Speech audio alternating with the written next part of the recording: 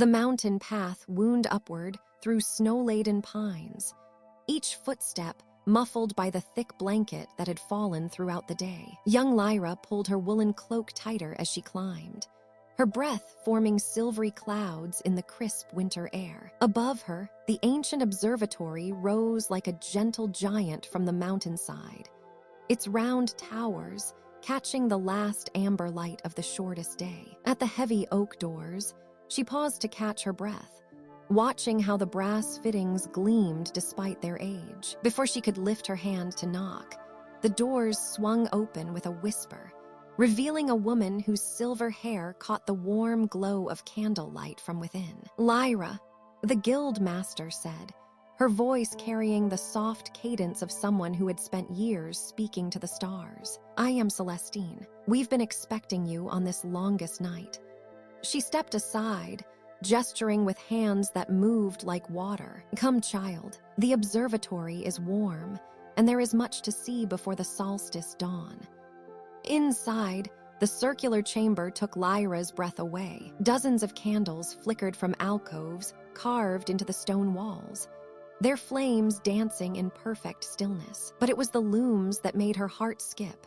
7 magnificent frames, each taller than herself, strung with threads that seemed to shimmer with their own inner light. Some bore patterns she couldn't yet understand. Swirling galaxies worked in midnight blue silk, constellation maps picked out in silver thread, so fine it looked like captured starlight. "These are the star-weaving looms," Celestine explained, running her fingers along one of the smooth wooden frames. "For 300 years, our guild has recorded the movements of the celestial sphere in silk and thread. Each pattern tells a story of planets wandering their ancient paths, of meteor showers painting fire across the darkness, of the slow dance of the constellations as they wheel through the seasons." Lyra moved closer to examine a nearly completed tapestry. In the candlelight, she could make out the familiar shape of Orion worked in threads of deep purple and gold, his belt picked out in tiny pearls that caught the light like distant suns. Around him, other winter constellations spread across the fabric, Taurus with his ruby eye, the twins of Gemini linked by silver cord, the Great Bear prowling at the edge of the design. "How do you know which threads to choose?" Lyra whispered, afraid to speak too loudly in this sacred space. Celestine smiled, lifting a shuttle wound with thread that seemed to hold captured moonlight. "The stars themselves guide our choices. Each night, we climb to the observation deck and watch. We record not just position, but color, brightness, the way they seem to pulse with their own rhythm. A red giant star becomes crimson silk. A young blue star transforms into thread spun from sapphire light. The weavers of old developed techniques passed down through whispered lessons and gentle guidance.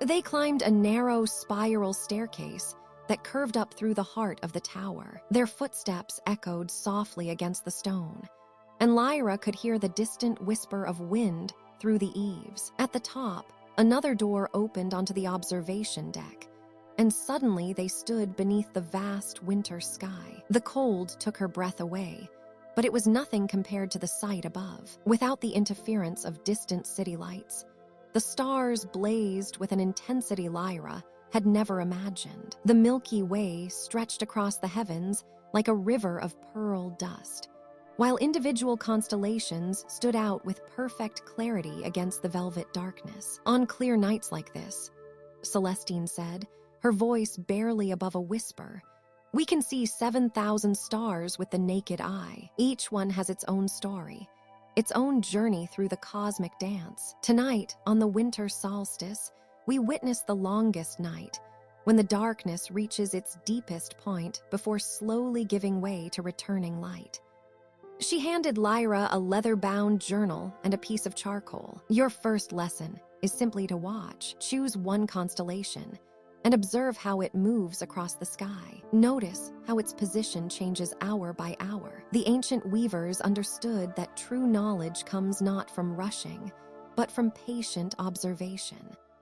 Lyra found herself drawn to Cassiopeia, the proud queen sitting in her celestial chair. As the hours passed and other constellations set toward the western horizon, she watched how the W-shaped pattern seemed to rotate slowly around the North Star, never quite disappearing from view. She sketched its position every hour, noting how the stars seemed to pulse with different colors, some pure white, others tinged with blue or gold or red. "The stars are singing," she murmured to herself, and somehow she knew that in the months to come, she would learn to translate their ancient songs into patterns of silk and silver, creating tapestries that would preserve their stories for generations yet to come. Tonight was only the beginning of her year among the celestial weavers, and already she felt the magic of the observatory settling around her like a warm embrace. The first light of dawn filters through the tall windows of the observatory, casting long golden rectangles across the polished stone floor. As the sun climbs higher, its rays illuminate dust motes that dance like tiny stars in the quiet air. The night's work is complete, but the day brings new wonders to discover. Your footsteps echo softly as you follow your mentor deeper into the heart of the building, past shelves lined with ancient star charts and instruments whose brass surfaces gleam in the morning light. The air grows warmer as you walk, carrying with it the faint scent of cedar wood and something indefinably magical, like the smell of winter air just before snow falls. Then you turn a corner, and your breath catches in wonder. Before you stretches the great celestial loom chamber, a vast circular room with a domed ceiling that mirrors the night sky. But it is not the architecture that stops you in your tracks. It is the looms themselves. Dozens upon dozens of them fill the space, each one different from the next. Some stand as tall as cathedral arches, their frames carved from dark oak and inlaid with constellations in mother of pearl. Others are delicate as jewelry boxes, designed for the finest detail work, their frames made of white birchwood that seems to glow in the soft light. Each loom holds a work in progress, a section of sky captured in thread and silk. Some show familiar patterns, the graceful curve of the swan's neck, the steady march of Orion across winter skies. Others depict regions so distant and mysterious that you can only guess at their meaning. Spiral galaxies reduced to swirls of silver thread, nebulae rendered in silk so fine it seems to shimmer with its own inner light. Your mentor's voice is warm as honey as she begins to explain. Each loom serves a purpose, she says, her hands trailing along the smooth wooden frame of a medium-sized loom nearby. The largest ones map the great celestial highways, the ecliptic, the galactic plane, the paths of comets that return once in a human lifetime. The smallest captures single stars in exquisite detail, every fluctuation in their light, every subtle shift in color. She moves to a cabinet filled with countless spools of thread, each one carefully labeled and arranged by color and material. The sight takes your breath away. There are more shades here than you ever imagined existed. The golden threads, she explains, lifting a spool that catches the morning light like captured sunshine. These represent our wandering companions, the planets as they dance their eternal patterns across the sky. See how this gold is warm and steady? That's for Venus. And this one, with its russet undertones, Mars, of course. Next, she shows you the silver threads, and you marvel at their variety. Some shine like polished moonlight, others gleam with the cold fire of winter stars. Each star has its own signature. Your mentor continues, its own particular shade of silver. The hot blue giants require this bright, almost white thread, while the ancient red stars need something warmer, more mellow. But it is the backdrop silk that truly enchants you, bolt upon bolt of the deepest blue you have ever seen, so dark it seems to hold depth within its fibers. When your mentor unfurls a length of it, you can almost see infinity in its weave, the vast, quiet emptiness between the stars that somehow teems with possibility. Now, she says, leading you to a small, perfectly proportioned loom near the eastern windows. We begin with something simple. The Great Bear, what some call the Big Dipper. 7 stars, ancient and familiar, bright enough to guide travelers, and simple enough for a first attempt. She shows you how to stretch the silk backdrop across the loom's frame, how to secure it with clips that gleam like tiny stars themselves. Her hands are sure and practiced as she demonstrates the basic technique: how to guide the silver thread through the silk, how to create the precise spacing that matches the real constellation's geometry. The key, she murmurs as you take your first tentative stitches, is to remember that you are not merely copying what you see. You are capturing something deeper. The relationship between these stars, the way they have watched over our world for millennia, the stories they have inspired, the navigation they have provided to countless souls. Your needle moves slowly, carefully, creating the familiar pattern of the Great Bear's brightest stars. Dubby, Merak, Fecta, each one placed with reverence and attention.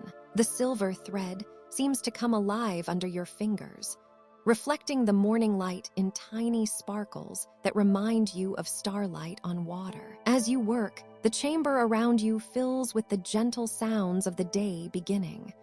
The soft whisper of thread through silk, the quiet footsteps of other starweavers arriving for their daily labors, the distant chiming of temple bells marking the passage of time. But your world has narrowed to this small square of midnight blue silk, and the 7 points of light slowly taking shape beneath your patient hands. The great celestial loom has welcomed you into its ancient rhythm, and your journey into the mysteries of the Starweaver's art has truly begun. The second month brings with it the crimson wanderer, Mars, climbing higher into the velvet darkness of February's sky. You stand beside your mentor at the great observatory window, watching as the red planet glows like a distant ember against the constellation of Gemini. The cold glass fogs slightly with your breath as she points toward that steady, rust-colored light that has captivated starweavers for centuries. Mars is different from the other wanderers.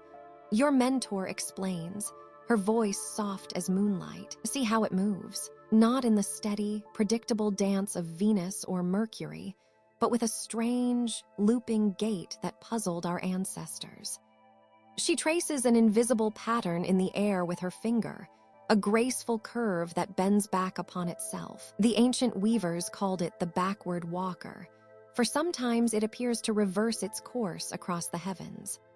You watch, mesmerized, as she demonstrates the planet's peculiar motion with a length of crimson silk, her hands moving in slow, hypnotic circles. The fabric catches the lamplight, shimmering like liquid fire as it loops and curves through the air. This is retrograde motion. She tells you Mars appearing to pause, drift backward among the stars, then resume its forward journey once more. In the weaving chamber, bolts of deep crimson silk await your touch. The color is perfect, rich as dried blood, warm as sunset, deep as the iron oxide that gives Mars its distinctive hue. Your fingers explore the texture, smooth and cool, while your mentor prepares the great loom that will hold your first planetary tapestry. The mathematics of Mars challenged our predecessors. She continues, threading the loom with practiced ease. How do you weave a pattern that moves forward, then backward, then forward again? How do you capture in silk the dance of a world that seems to stumble through the sky? The answer, you learn, lies in the ancient technique of the spiral weave. Your hands follow your mentor's guidance as you begin to work the crimson threads, creating loops within loops, patterns that fold back upon themselves like the path of Mars itself. Each thread represents a night's observation, each weave a careful calculation of position and movement. As your fingers find their rhythm, you begin to understand the deeper mathematics woven into every strand. The retrograde motion isn't chaos, it's the elegant result of two worlds in motion, Earth and Mars, each following its own orbital path around the sun. When faster-moving Earth overtakes Mars in its journey, The red planet appears to drift backward against the star field, like a tree seeming to move backward when viewed from a speeding carriage window. The hours pass unnoticed as you work, the soft whisper of silk through silk creating its own gentle music. Your mentor moves quietly around the chamber, adjusting a lamp here, straightening threads there, occasionally offering a word of guidance or encouragement. The tapestry grows slowly beneath your hands, each section revealing new complexity, new beauty in the mathematical dance of worlds. By midnight, a small section is complete, a portion of Mars's wandering path, rendered in shimmering crimson against a background of deep indigo. The retrograde loop is clearly visible, a graceful curve that speaks of cosmic mechanics made visible through ancient craft. You step back to admire your work, feeling a deep satisfaction in the marriage of precision and artistry. The Starweavers of old understood something profound. Your mentor says, her voice carrying the weight of centuries of tradition. Mathematics and beauty are not separate things, but different faces of the same truth. In mapping Mars, they weren't just charting a planet's course, they were revealing the underlying harmony that governs all celestial motion.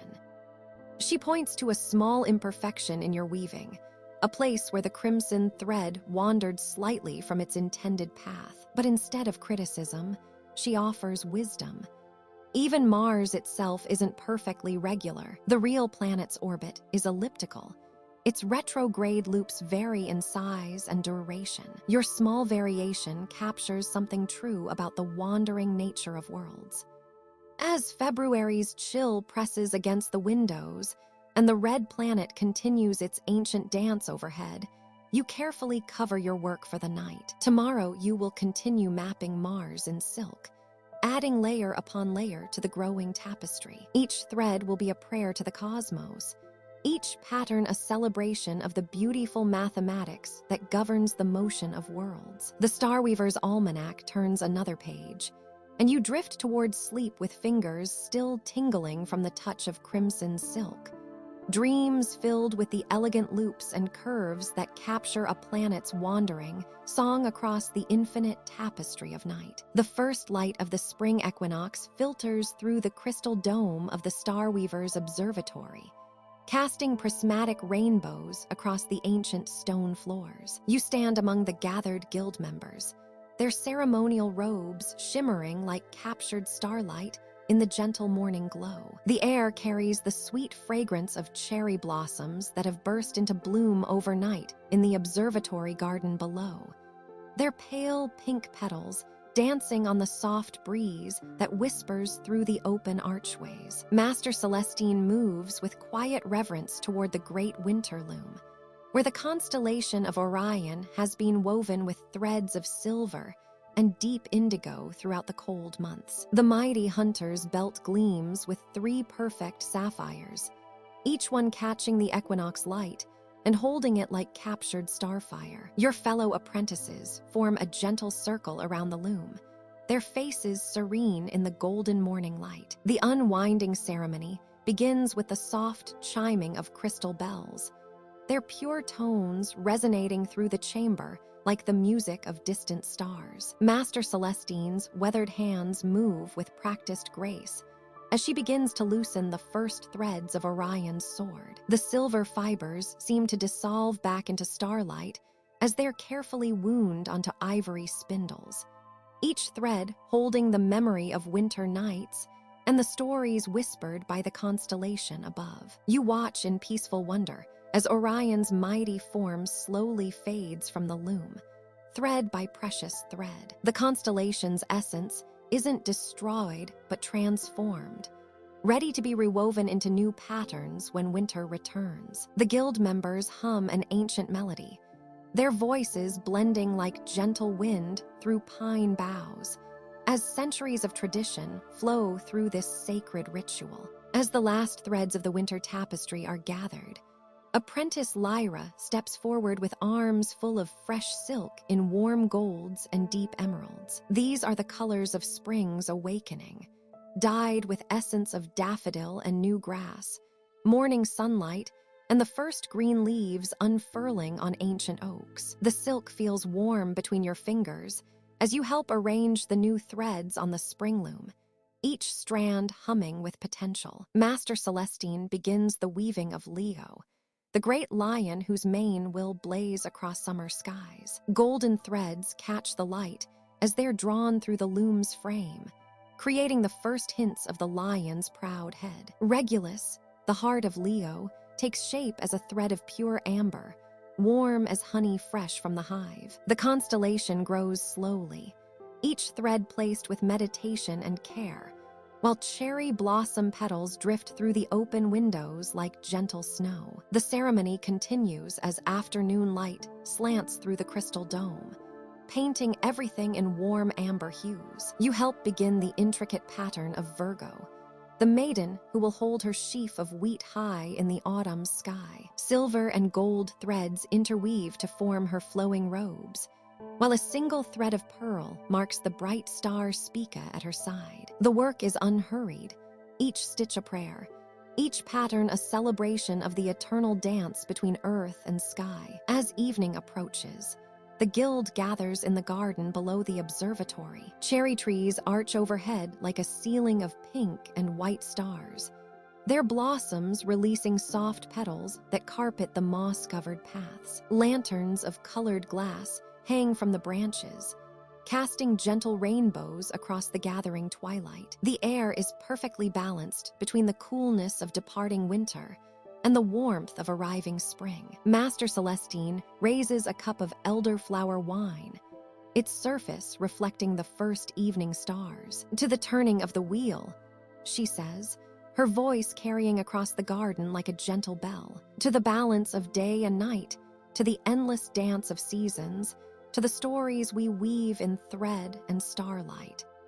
The guild drinks together as Venus appears in the western sky, a brilliant jewel marking the close of the equinox ceremony. Night falls softly around the observatory, and you make your way to the upper chambers where your own small loom waits. The cherry blossoms glow silver in the moonlight outside your window, and somewhere in the distance, a nightingale begins its liquid song. You run your fingers over the fresh threads waiting to become constellations, feeling the ancient magic that flows through this sacred craft. Tomorrow, the real work of spring will begin, but tonight you rest in the perfect balance of the equinox, surrounded by the gentle presence of stars and the promise of stories yet to be woven. The cosmic tapestry turns its eternal wheel, and you drift towards sleep knowing you are part of something vast and beautiful, a single thread in the magnificent pattern that connects earth to sky,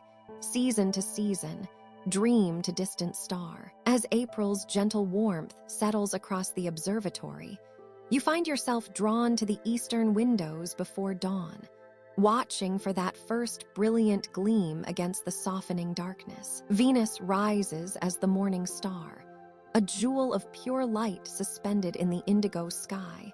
And today your master has chosen this celestial dancer to guide your weaving. The silk threads spread before you shimmer with an otherworldly beauty, lengths of lustrous white that seem to hold moonbeams within their fibers, and gold so fine it appears spun from captured sunlight itself. Your fingers trace these precious strands as your master begins to speak of Venus's ancient dance across the heavens. Watch how she moves, the master whispers, gesturing toward the brightening sky where Venus holds court among the fading stars. 8 years she takes to complete her full pattern, and in that time she traces something magnificent across the celestial sphere, a perfect rose with 5 delicate petals.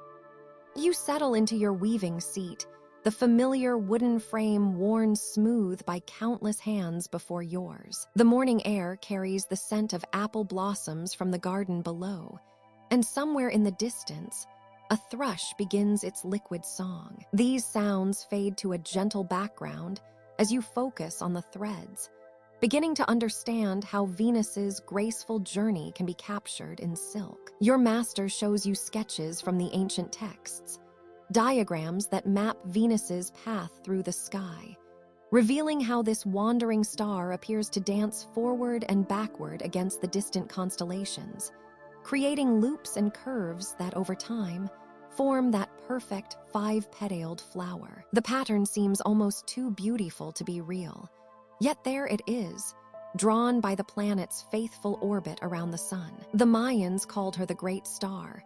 Your master continues, settling beside you with a cup of steaming chamomile tea. They tracked her movements with such precision that they could predict her appearances centuries into the future. To them, she was both the morning and evening star, a dual goddess who heralded both the dawn and the dusk.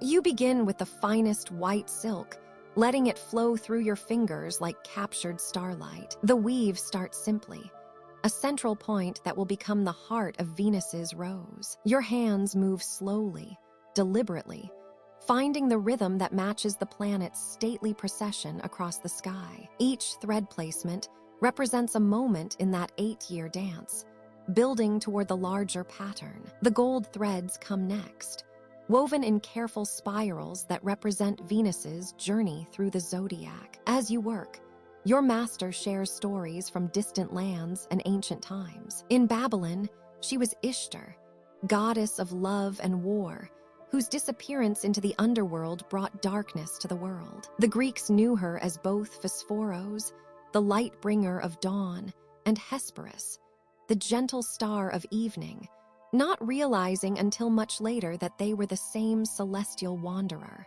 The tapestry grows beneath your hands, each golden thread catching and reflecting the soft morning light that now fills the observatory. You can feel the weight of centuries in this work, countless Starweavers before you creating their own interpretations of Venus's dance, each adding their understanding to the great collection of celestial tapestries. As you weave, the pattern begins to reveal itself. The five-petaled rose emerges slowly, its geometry both mathematical and organic, precise yet flowing. The white silk forms the delicate petals, while the gold creates the intricate pathways that connect them, showing how Venus's apparent backward loops, her retrograde motion, contribute to the overall beauty of the design. Your master points to a passage in one of the leather-bound journals that line the observatory walls. A Roman poet once wrote that Venus lights the way for lovers meeting at dawn. She reads softly. Perhaps that's why her pattern forms a rose, nature's own symbol of love and beauty, written across the sky in movements so grand that only patient observation over years can reveal their true artistry. The morning stretches on peacefully as you work. The apple blossoms release their petals on the gentle breeze, drifting past the windows like snow. Venus herself begins to fade as the sun climbs higher, but her pattern continues to grow in your weaving, preserved in silk and gold for future generations to study and admire. By the time the morning light has grown too bright for Venus to be visible, your section of the tapestry shows the beginning of her celestial rose. Tomorrow you will add more threads, following her path through the coming days and weeks, each session bringing you closer to completing this most elegant of astronomical patterns. You set down your shuttle and stretch your fingers, feeling the quiet satisfaction that comes from capturing something of the infinite in finite threads. Outside, the world goes about its daily business, but here in the observatory, time moves differently, measured not in hours but in the slow, graceful procession of the planets through their ancient, eternal dance. The night sky had been following its familiar patterns for months when the unexpected visitor arrived. You pause at your weaving frame, silver needles suspended in midair, as Master Celestine's gentle voice carries across the guild hall like a whisper of wind through silk. Come, dear ones, the heavens have offered us a gift. Outside, the observatory dome opens with its customary soft sigh, revealing the star-scattered darkness above. Your fellow apprentices gather quietly, their faces upturned to the constellation of Andromeda, where something extraordinary gleams against the familiar stellar backdrop. There, streaming through the ancient princess's celestial domain, burns a comet unlike any you have seen before. Its nucleus glows with the soft warmth of candlelight, while its magnificent tail sweeps across 3 full constellations like gossamer scattered by cosmic winds. The tail shimmers with hints of blue and silver, catching starlight and transforming it into something altogether more magical. Master Celestine adjusts her delicate brass telescope, her weathered hands steady despite her excitement. "A long-period comet," she murmurs, her voice filled with wonder even after decades of star weaving. "Perhaps not seen for centuries. We must capture its essence before it continues its ancient journey." The guild springs into gentle action with the practiced harmony of a well-tuned instrument. Senior weavers retrieve the special silver threads from their temperature-controlled chambers. Threads spun from metal, so fine, they seem more like captured moonbeams than material substance. These precious strands, kept for only the rarest celestial events, shimmer with an inner light that mirrors the comet's ethereal glow. You return to your frame, but now your work takes on new purpose. The seasonal tapestry you have been crafting, a representation of winter's approach across the northern skies, must adapt to include this unexpected visitor. Master Celestine approaches, her footsteps soft on the polished wooden floors. "Watch how the comet moves," she instructs, settling beside you with her own frame. "See how its tail does not simply trail behind, but dances with the solar winds. We must capture not just its appearance, but its motion, its life." She demonstrates with graceful movements, her needle pulling the silver thread through the dark indigo, backing in long, flowing strokes that seem to shimmer even in the guild hall's dim lamplight. The thread catches and releases, light as it moves, creating the illusion of motion frozen in silk. Each stitch is deliberate yet flowing, like writing poetry in metal and fiber. Around you, other apprentices begin incorporating the comet into their own works. Elena adds it to her autumn harvest scene, where it appears to bless the gathered constellations with its presence. Thomas weaves it into his meditation piece, where the comet becomes a symbol of unexpected beauty arriving in ordered lives. The hours pass like moments as the guild works in companionable silence, broken only by the soft whisper of needles through fabric and the occasional gentle guidance from the masters. Through the open dome, the actual comet continues its stately procession across Andromeda's realm, its tail growing brighter as the night deepens. Master Celestine pauses in her work to observe your progress. Your silver threads are beginning to form the comet's graceful curve, and you have discovered that by varying the tension slightly, you can create subtle changes in how the thread catches the light, mimicking the way the comet's tail seems to pulse and breathe as solar particles interact with its ancient ice and dust. "Beautiful work," she says softly. "You are learning to weave not just images, but moments." This comet carries within it the story of the outer darkness, of time measured not in seasons, but in millennia. When future apprentices study your tapestry, they will see not just thread and cloth, but a visitor from the edge of creation itself. As dawn approaches with its gentle brightening of the eastern horizon, the comet begins to fade against the growing light, but its image now lives on in silver thread, captured in dozens of unique interpretations across the guild's frames. Each weaver has found their own way to honor this celestial visitor, creating a collective record that will preserve not just the comet's appearance, but the wonder it inspired in those who witnessed its passage. You step back from your frame, silver needle finally at rest. The comet flows across your winter sky like a river of starlight, its tail streaming through carefully woven constellations with lifelike grace. In the morning light filtering through the dome, the silver threads seem to glow with their own inner fire, ensuring that this unexpected gift from the cosmos will shine on in silk and memory long after the comet itself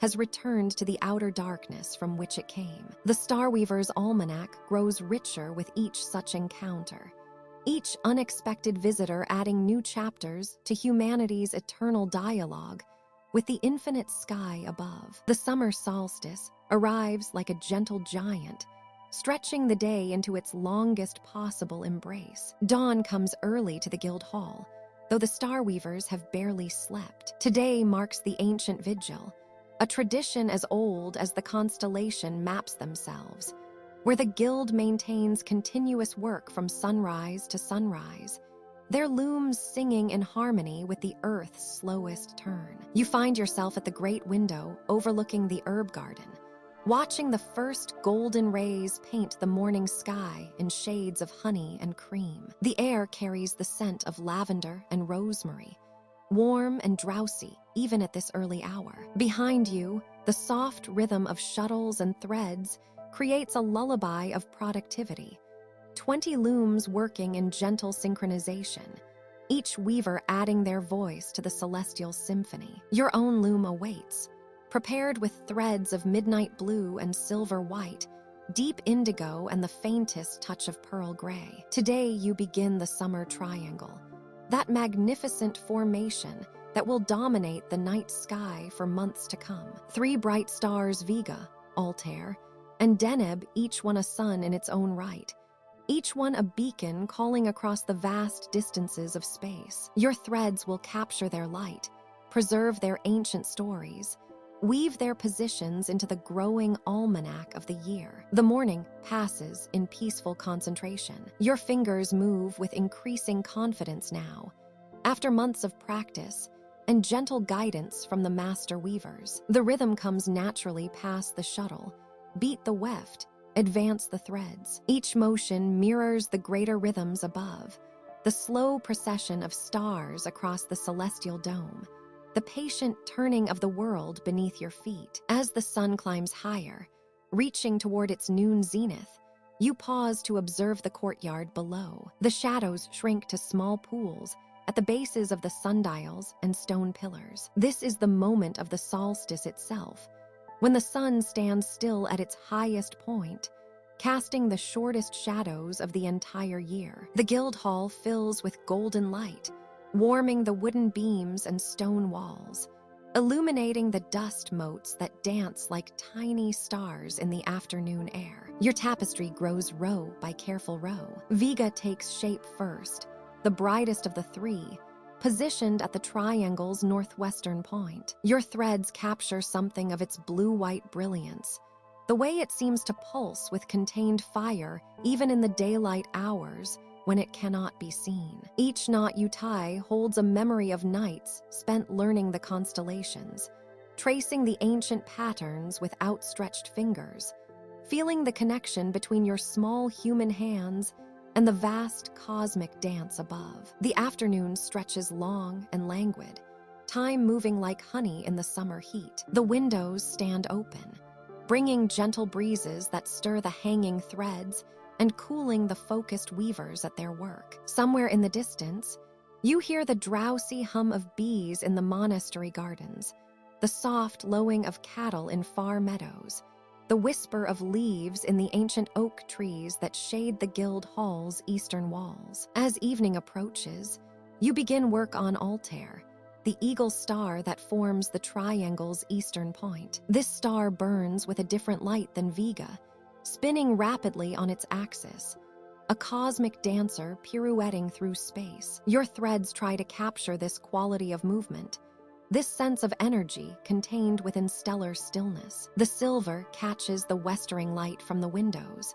creating tiny sparkles that seem to move as you work. Twilight comes slowly on this shortest night, the sun reluctant to yield its reign to the stars. But gradually, the sky deepens from blue to indigo to that profound darkness that allows the celestial tapestry above to reveal itself. And there they are, your 3 stars emerging one by one, Vega first as always, then Altair, and finally the distant giant Deneb, marking the triangle's northern point. You complete the 3rd star as midnight approaches, your fingers working by the gentle light of oil lamps that cast dancing shadows across your loom. The summer triangle lives now in silk and silver, a map of the season's sky that will guide future astronomers and dreamers alike. Your first major celestial chart, completed during the ancient vigil, blessed by the turning of the earth and the patient light of distant suns. The rhythm of your weaving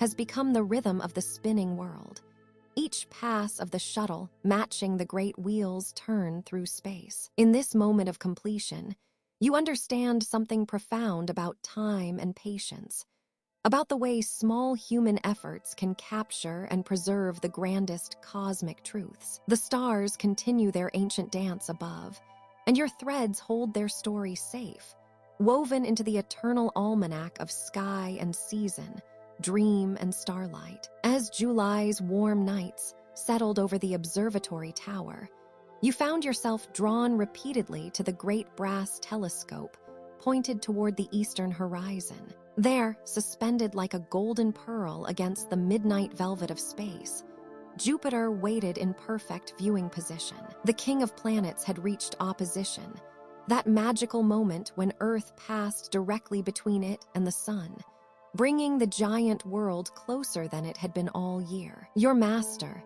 the old Starweaver, had prepared you for this night with weeks of careful instruction. Jupiter, she had explained in her gentle, measured voice, was not merely another celestial body to be mapped and recorded. It was a world unto itself, a miniature solar system dancing through space with its own retinue of moons, each one a small world with its own story written in light. You approached the great loom that dominated the tower's upper chamber, your bare feet silent against the smooth stone floor. Tonight, you would begin the most complex tapestry of your apprenticeship, the Jupiter weaving. The threads awaited you in their baskets, deep midnight blues that seemed to hold starlight within their fibers, and golden silk so fine it appeared to glow with its own inner radiance. These colors would capture not just Jupiter's current position, but 12 full years of its stately journey through the zodiac constellations. Settling onto the familiar wooden bench, you began with the background, your fingers moving in the meditative rhythm your master had taught you. The deep blue threads formed the foundation of space itself, each strand carefully placed to suggest the infinite depth of the cosmos. The silk whispered softly as it passed through your hands, a sound like gentle wind through distant trees. Through the telescope's eyepiece, Jupiter revealed itself in exquisite detail. The great planet's face showed bands of cream and amber, swirling storms that had raged for centuries longer than human memory. But it was the moons that truly captured your attention tonight. 4 bright points of light, arranged in a perfect line like celestial pearls on an invisible string. Io, the innermost moon, danced closest to its giant parent. Your fingers selected the finest golden thread to represent its swift orbit, weaving a tight circle that spoke of volcanic fires and sulfur-bright plains. The thread seemed warm beneath your touch, as if it truly held some echo of that distant, restless world. Europa came next, its orbit a graceful arc rendered in silver-white silk. You imagined the vast ocean that lay hidden beneath its icy shell, waters that had remained liquid for billions of years in the darkness of space. Your weaving captured the moon's steady, measured dance, 2 days to complete each orbit around mighty Jupiter. Further out, Ganymede required threads of pale gold mixed with earthen brown. The largest moon in all the solar system, it deserved special attention in your tapestry. Your fingers worked carefully, weaving the complex pattern that showed how this great moon, larger than the planet Mercury itself, traced its 7-day journey around Jupiter's equator. Finally, outermost Callisto received threads of deep gray and subtle silver. Ancient and cratered, this distant moon took more than 16 days to complete each orbit. In your weaving, you captured its wide, stately path, a moon that had witnessed the birth of the solar system and remembered those ancient days in its countless scars. As the night deepened, your tapestry began to show not just the current configuration of Jupiter's family, but the intricate dance they performed together through time. Your master had taught you to see the larger patterns, the way Jupiter itself moved through the constellations over the course of 12 Earth years. The golden thread that represented the great planet traced a slow, majestic path across your weaving, visiting each constellation of the zodiac in turn like a royal progress through celestial kingdoms. The work required infinite patience. Each thread had to be placed with perfect precision, for this tapestry would serve as both artwork and almanac, beautiful to behold, but also accurate enough for navigators and astronomers to use in their calculations. Your fingers found their rhythm, selecting threads, positioning them, weaving the complex patterns that turned silk into story. Outside, the summer night air drifted through the tower's open windows, carrying with it the scent of jasmine and night-blooming cereus. Somewhere in the distance, a nightingale offered its liquid song to the stars. The sounds of the sleeping world below seemed very far away as you worked by candlelight, your hands creating patterns that mirrored the grand choreography unfolding overhead. As dawn approached, you set down your weaving tools and stretched your tired fingers. The Jupiter tapestry was begun, its foundation laid in threads of gold and midnight blue. In the days to come, you would add layer upon layer of detail, capturing 12 years of celestial motion in silk and story. Tonight, though, you had taken the first steps in learning to weave the very patterns of the cosmos itself. The King of Planets continued its stately dance overhead,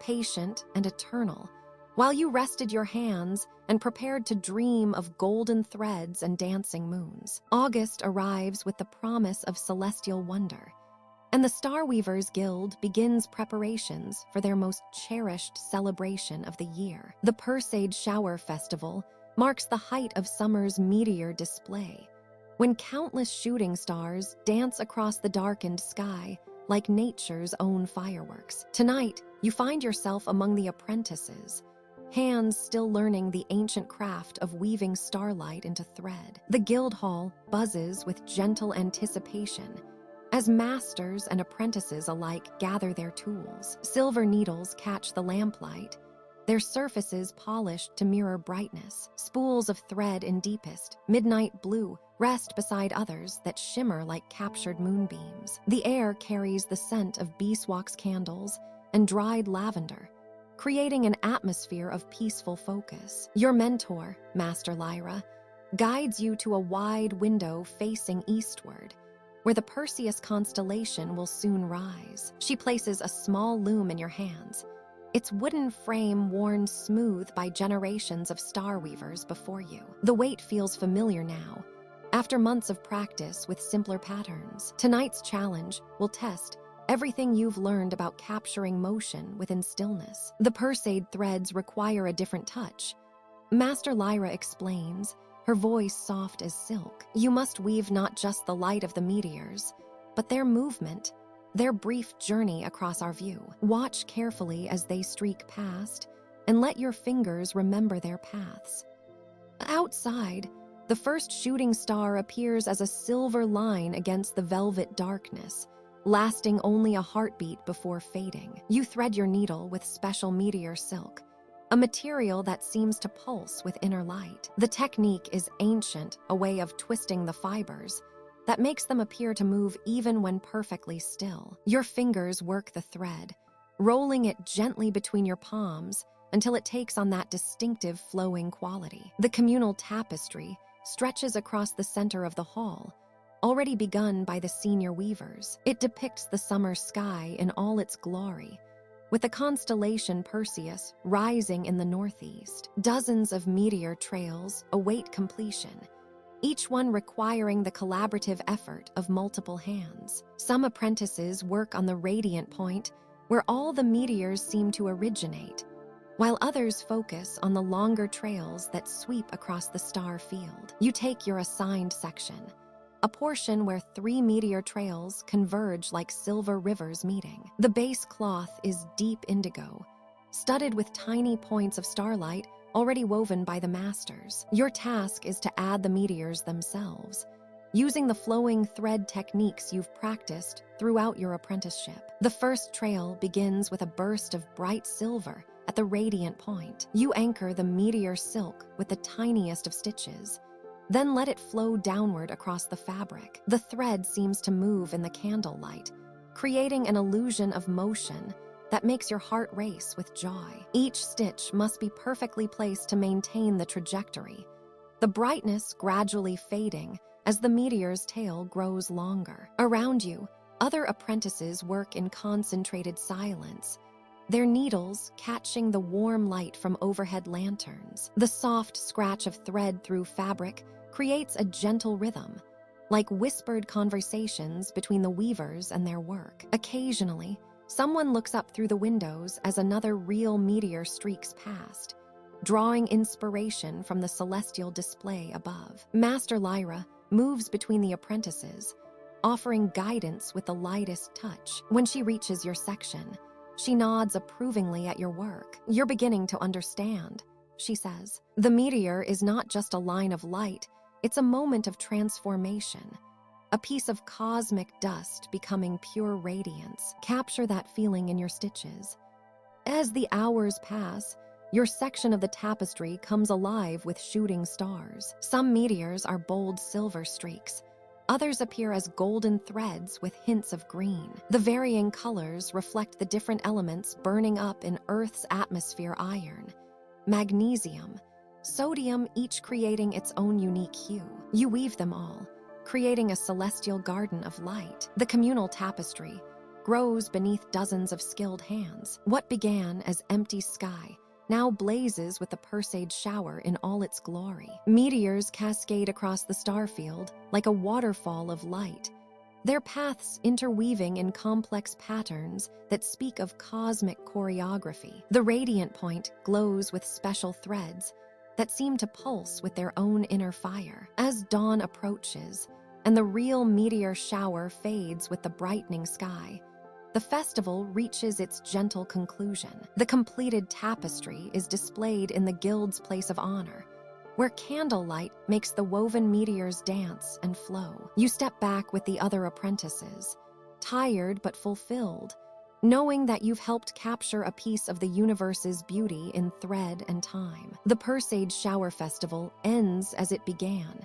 with quiet wonder and the satisfaction of craft perfectly applied. Your fingers still tingle with the memory of meteor silk, and your dreams will be filled with shooting stars. The morning of the autumn equinox arrives with a crisp clarity that seems to sharpen every star still visible in the pre-dawn sky. You wake in your small chamber above the Starweaver's workshop, feeling the subtle shift in the air, that perfect balance point where summer's warmth meets autumn's coolness in gentle equilibrium. Master Celeste is already at work in the observatory when you climb the spiral staircase, her silver hair catching the first pale light of dawn. The great loom stands ready for transformation, its summer constellations of Cygnus and Lyra beginning to fade as new patterns emerge in the cosmic threads. "Today we honor the balance," she says softly, her fingers tracing the constellation maps spread across the polished oak table.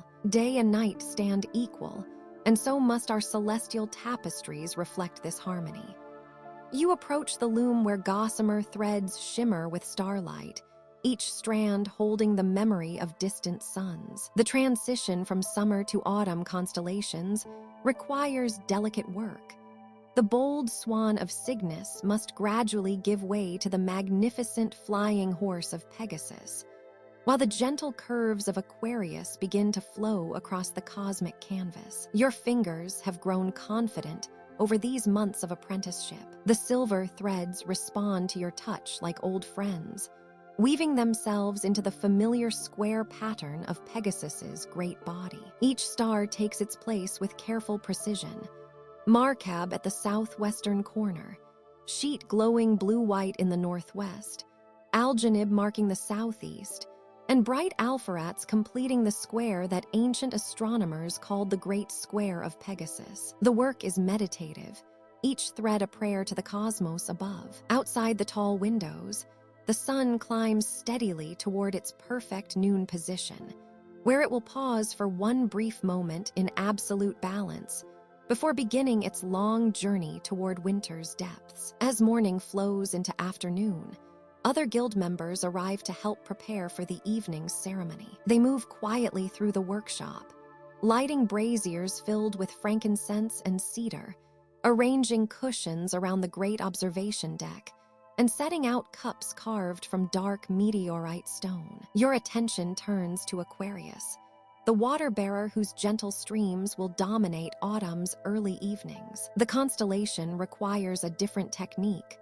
flowing, curved lines rather than the geometric precision of Pegasus. You let your hands follow the natural rhythm of the threads, creating the graceful arc of the water-bearer's shoulders, the long pour of stars that represents his eternal offering to the heavens. Master Celeste pauses in her own work to watch your progress. You begin to understand. She murmurs with approval. Each season asks for its own wisdom, its own way of honoring the cosmic dance. The afternoon light grows golden as it slants through the crystal observatory dome, casting rainbow patterns across the workshop floor. You can feel the approaching moment of perfect balance, that singular instant when day and night stand equal across the entire world. As the sun begins its descent toward the western horizon, the guild members gather on the observation deck. The harvest moon rises in the east, full and magnificently golden, its light bathing the entire observatory in warm amber radiance. It hangs like a cosmic lantern against the deepening blue sky, illuminating the first evening stars. The ceremony begins with silence, a moment of gratitude for the year's celestial gifts, for the wisdom gained through months of careful observation and weaving. You stand among your fellow apprentices, feeling the cool evening breeze carry the scent of autumn leaves and wood smoke from the village below. Master Celeste raises her cup toward the harvest moon, her voice carrying clearly across the still air. We give thanks for another turning of the wheel, for the perfect balance that reminds us of our place in the cosmic order. May our work continue to honor the eternal patterns above. The guild members echo her words, their voices blending in harmony as the first bats begin their evening hunt, dark silhouettes against the golden moon. You sip from your meteorite cup, tasting honey mead infused with herbs from the guild's garden, chamomile, lavender, and sage. As full darkness settles over the observatory, Pegasus emerges in all his stellar glory, the great square clearly visible overhead. Aquarius follows, his star streams flowing across the southern sky. The autumn constellations are taking their rightful places in the celestial tapestry, and your own weaving captures their essence in threads of silver starlight. The harvest moon climbs higher, growing smaller and more silver as it rises, but its light continues to illuminate your work. Around you, the other guild members continue their quiet celebrations, sharing stories of the year's observations and discoveries. Tonight, in perfect balance between light and darkness, you feel deeply connected to the eternal rhythms that guide all life. The stars wheel overhead in their ancient patterns, and your fingers remember their positions in thread and silver, weaving the cosmos into something beautiful and lasting. The autumn equinox has arrived, and you are exactly where you belong. The October sky spreads like dark velvet above the star-weaving chamber, and tonight Saturn hangs suspended in the southern quadrant like a golden pearl wrapped in whispers of light. The air carries the crisp scent of autumn leaves and the faint metallic tang of silver thread, freshly spun and waiting on wooden bobbins arranged with ceremonial precision. Your fingers trace the edges of the loom, feeling the familiar texture of ancient oak worn smooth by countless hands. The master Starweaver moves silently behind you, her footsteps soft as moth wings against the stone floor. Tonight, she has chosen you for the most challenging of weavings, the capture of Saturn's mysterious rings, those ethereal bands that dance around the distant world like frozen music made visible. The silver threads catch moonlight streaming through the chamber's crystal dome, each strand no thicker than spider silk, yet strong enough to hold the weight of cosmic wonder. These threads were spun from metals that fell from the heavens themselves. Meteorites ground to powder and reformed in sacred furnaces that burn only during the darkest nights of winter. The process takes months, and each thread carries within it the memory of distant stars. You lift the first strand, feeling its coolness against your palm. The master's voice flows like gentle water over river stones as she guides you through the ancient techniques, her words carrying the weight of centuries. Watch Saturn through the scope first, she whispers. Let your eyes drink in the mystery before your hands attempt to weave it. Through the great brass telescope, Saturn reveals itself slowly, like a shy creature emerging from shadow. The golden disk glows with warm light, but around it float the rings, impossibly delicate bands that seem to shift and shimmer with their own inner light. They appear solid from this distance, yet you sense their true nature.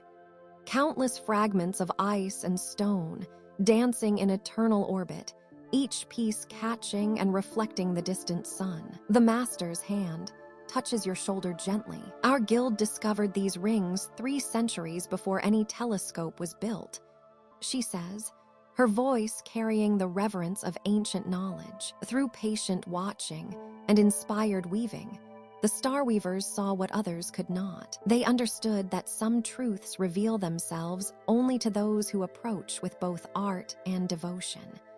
You return to the loom, your fingers now steady with purpose. The first thread goes down in gold, pure Saturnian gold that captures the planet's warm glow. Around it, you begin the delicate work of the rings, using silver so fine it seems to disappear in certain light, reappearing only when viewed from precisely the right angle. The weaving requires a new technique, one that defies the usual rules of thread and warp. The silver must float, suspended in patterns that mirror the gravitational dance of Saturn's rings. You discover that by varying the tension ever so slightly, by allowing certain threads to catch the light while others remain in shadow, you can create the illusion of rings that exist both within and around the golden disk. Hours pass like minutes as you work, your breathing synchronized with the rhythm of the loom. The master moves about the chamber, adjusting oil lamps to cast precisely the right shadows,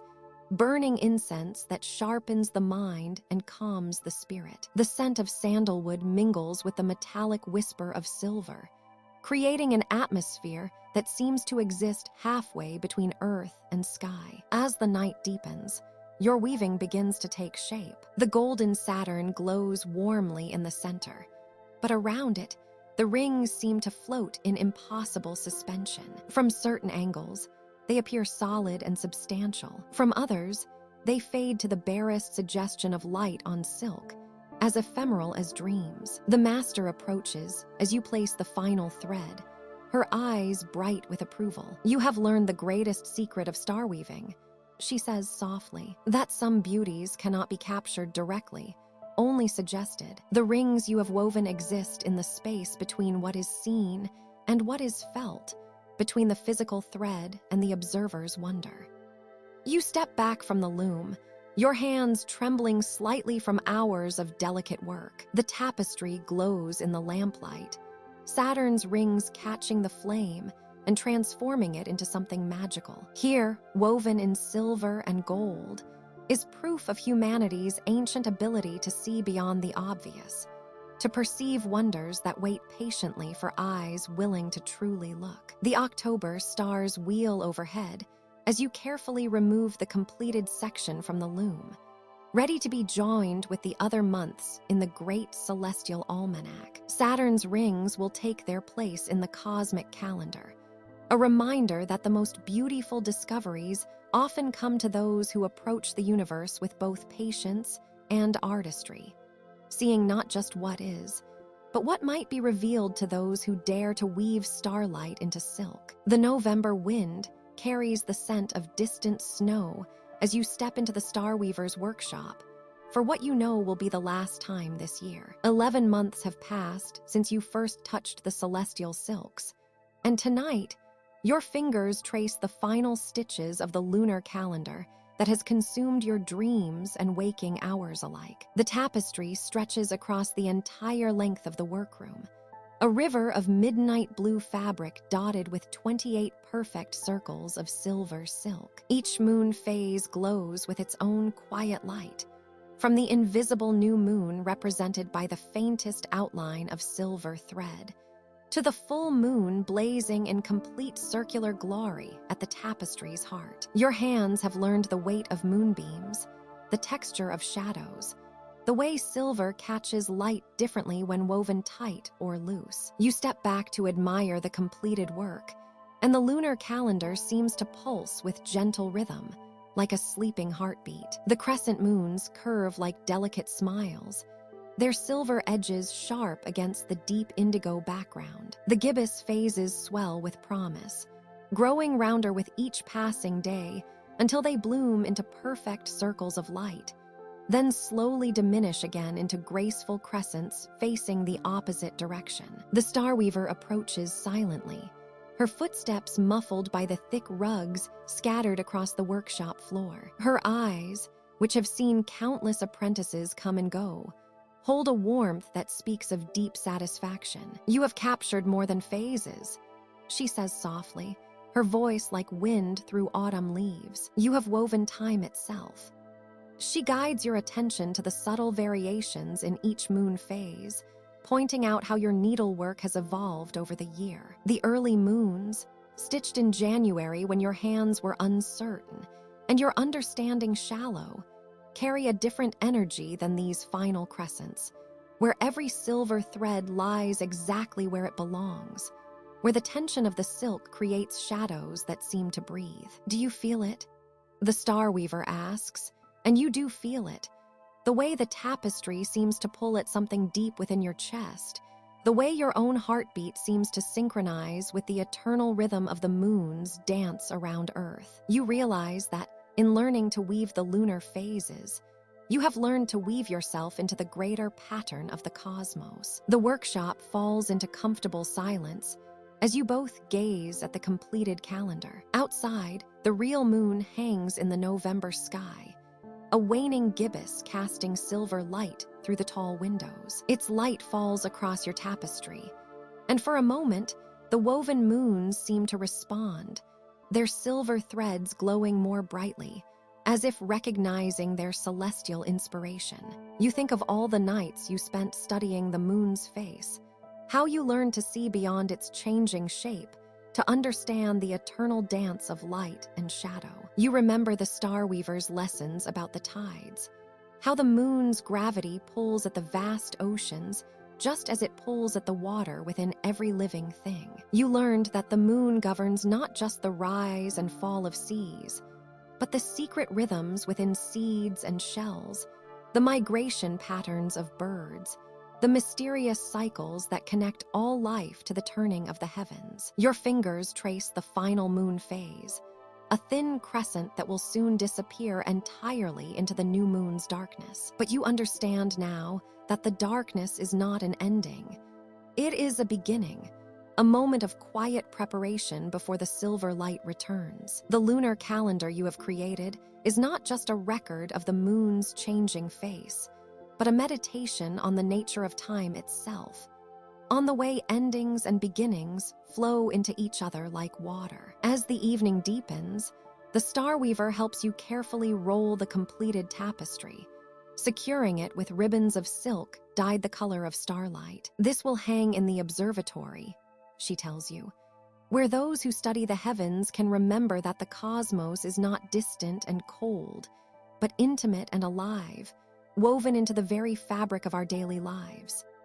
You hold the rolled tapestry against your chest, feeling its weight, not just the physical weight of silk and thread, but the weight of knowledge, of time, of connection to something vast and eternal. Tomorrow you will return to the world beyond the workshop, but you will carry with you the understanding that you are part of the celestial tapestry, that your life follows rhythms as ancient and reliable as the moon's phases. The November wind stirs the curtains as you prepare to leave, and you take one last look around the workshop where you learn to weave light itself. Outside, the moon continues its eternal journey across the star-filled sky, pulling the tides and marking time, forever dancing between darkness and light, just as you have captured in silver silk and midnight blue thread. The observatory grows quiet in the pre-dawn hours, save for the gentle whisper of silk threads settling into place. You move through the familiar ritual of preparing the weaving frame,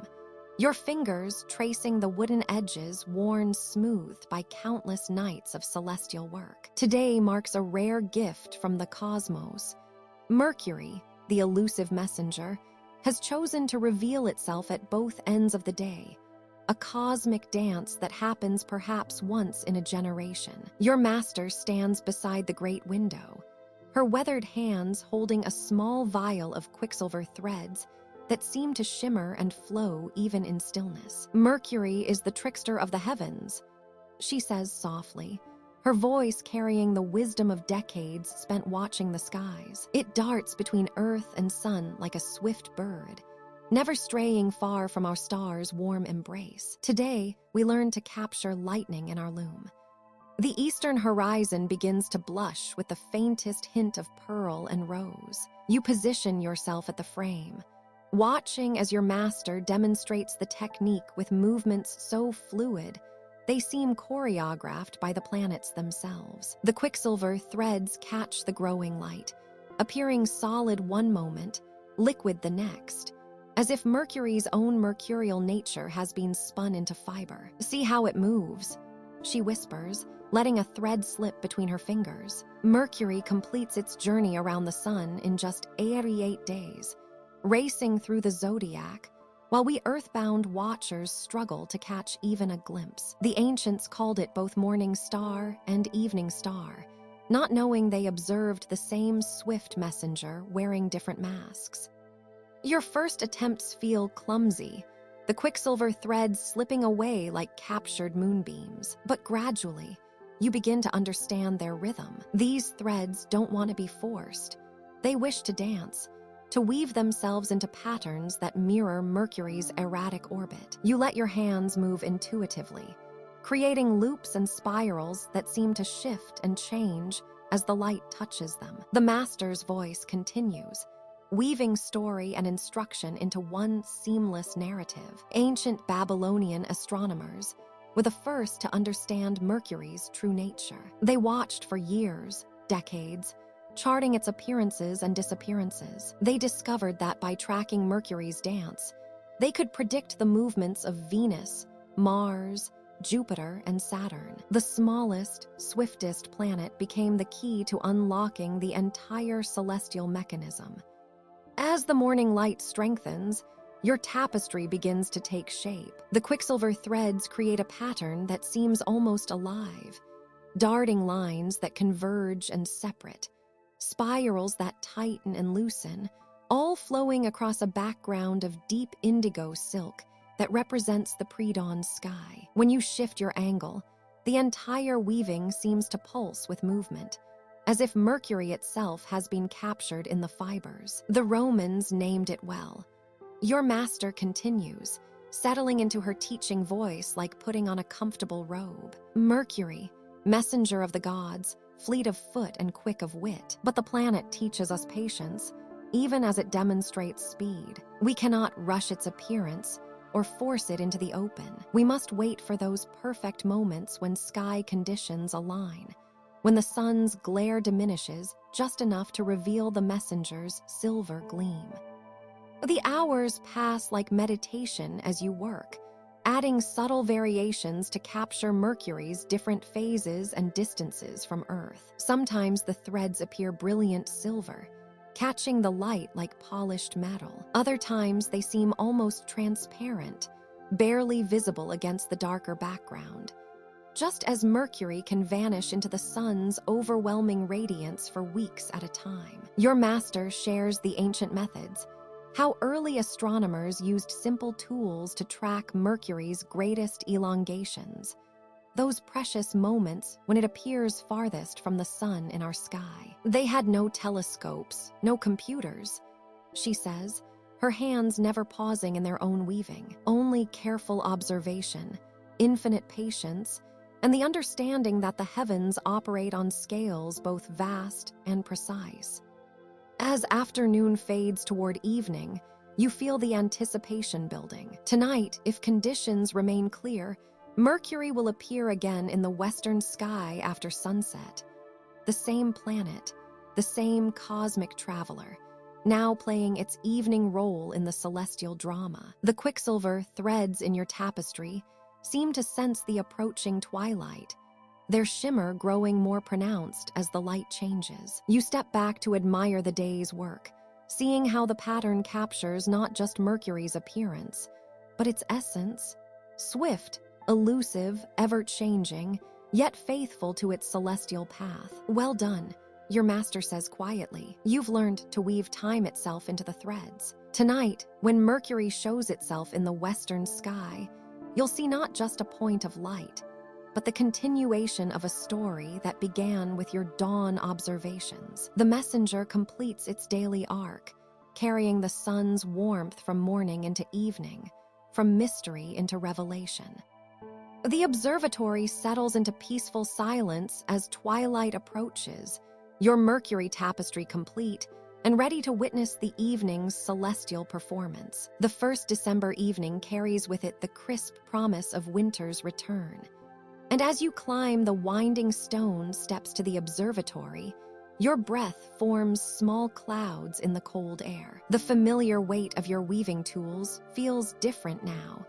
Not the uncertain grip of an apprentice, but the confident hold of someone who has learned to read the language written across the heavens. Through the great windows, the winter sky unfolds like a treasured book you haven't opened in a year. There, climbing the eastern horizon with dignified slowness, rises Orion the Hunter, his belt of 3 stars gleaming like jewels strung on invisible thread. Your heart quickens with recognition, not just of the constellation itself, but of how much you have changed since you last wove his pattern into celestial silk. The observatory welcomes you with its familiar warmth, the stone walls holding the day's heat like cupped hands around a candle flame. But tonight, something is different. The room seems to glow with an inner light, and as your eyes adjust, you realize why. Hundreds of completed tapestries line the walls, each one catching and reflecting the starlight streaming through the windows. A full year of work surrounds you. Spring's delicate cherry blossoms woven with the bright stars of Leo. Summer's rich blues capturing the depths of the swan. Autumn's golden threads holding the square of Pegasus in their embrace. You move slowly through this gallery of your own making, running gentle fingers along the edges of each piece. Here is May's work, where you first learned to blend moonlight silver with the warm gold of Arcturus. There hangs August's masterpiece, the Milky Way flowing like a river of light through dark indigo silk. Each tapestry holds not just the memory of stars, but the memory of discovery. Nights when clouds cleared at just the right moment, mornings when you finally understood the rhythm of planetary motion. Quiet hours when the patterns began to speak to you in their ancient language. But tonight belongs to Orion, and you prepare your loom with a reverence that surprises you. This time last year, the great hunter's stars had seemed like distant pinpricks of light, beautiful but separate from your earthbound existence. Now, as you select threads of deep winter blue and silver white, you understand that Orion is not just a pattern in the sky, but a timekeeper, a seasonal friend, a constant companion in the great wheel of the year. Your hands begin to work almost without conscious thought, the shuttle carrying starlight thread back and forth across the warp. But this weaving feels different from all the others. Where once you focused on individual stars, now you see connections. How Orion's arrival signals the return of Gemini, how his mighty shoulders point toward Taurus the bull, how his sword hangs toward Lepus the hare. The entire winter sky unfolds in your mind like a vast tapestry, each constellation connected to every other, each star playing its part in the cosmic symphony. As the night deepens, you pause to look up through the clear windows. Orion stands higher now, surrounded by his celestial court. Brilliant Sirius blazing in the south, steady Capella glowing like a lighthouse in the north. The Pleiades scattered like diamonds spilled across dark velvet. You remember your first glimpse of these same stars, how overwhelming their beauty had seemed, how impossible it felt to capture their essence in mere thread and cloth. Now, returning to your loom, you realize that the impossible has become possible through patience, practice, and something deeper, a growing understanding that you are not separate from the cosmos you observe, but part of it. Each thread you weave connects you to the ancient light of distant suns. Each pattern you create links your small human story to the vast narrative written in stellar fire across the heavens. The observatory grows quieter as the night advances, filled only with the gentle whisper of thread through silk and the soft breathing of the stars themselves. Your tapestry takes shape slowly, lovingly, each stitch a meditation on the beauty of return.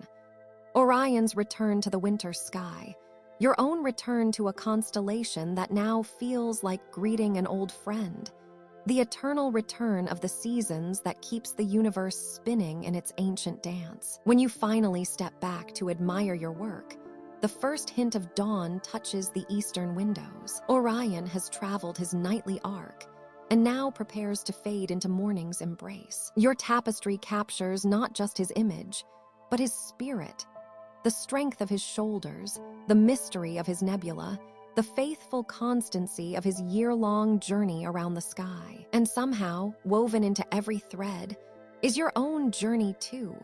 From uncertain apprentice to confident student of the stars, from someone who merely looked up to someone who truly sees. The winter stars welcome you home. The ancient observatory towers pierce the pre-dawn darkness like silver needles threading through velvet, their weathered stone surfaces catching the last whispers of starlight. Inside the Starweaver's Guild, candles flicker in steady rhythm, casting dancing shadows across bolts of silk that shimmer like captured moonbeams. The air itself seems to hum with anticipation, for tonight marks the beginning of preparations for the Great Conjunction, a celestial event that occurs only once in every 20 years. You move quietly through the workshop, your bare feet silent against the cool stone floor. Around you, master weavers bend over their looms, their fingers working with practiced precision even in the dim light. The rhythmic clicking of shuttle against frame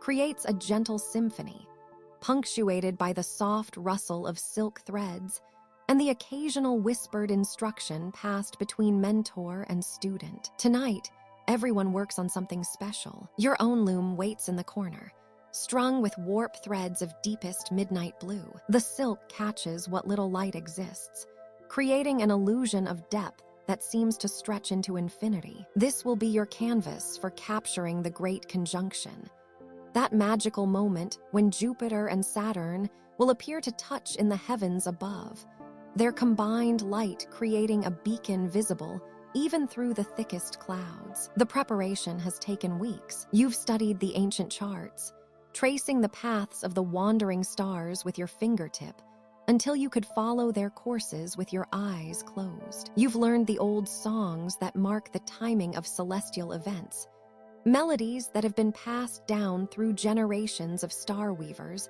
like precious heirlooms. Most importantly, you've prepared your materials with the care of a master alchemist. The gold thread lies coiled in its wooden box, each strand so fine it seems more like captured sunlight than actual metal. When held to the candle flame, it doesn't glint harshly, but instead glows with a warm, living radiance. This will represent Jupiter, the Wanderer King, whose stately progress across the star field has been observed and recorded for countless generations. The thread has been blessed with morning dew and charged under the full moon, making it receptive to the planet's influence. Beside it rests the silver-blue silk, twisted from cocoons that were exposed to Saturn's light during the planet's closest approach 3 seasons ago. The color shifts depending on the angle of view, sometimes appearing as deep azure, other times taking on the pale green of winter ice. When woven correctly,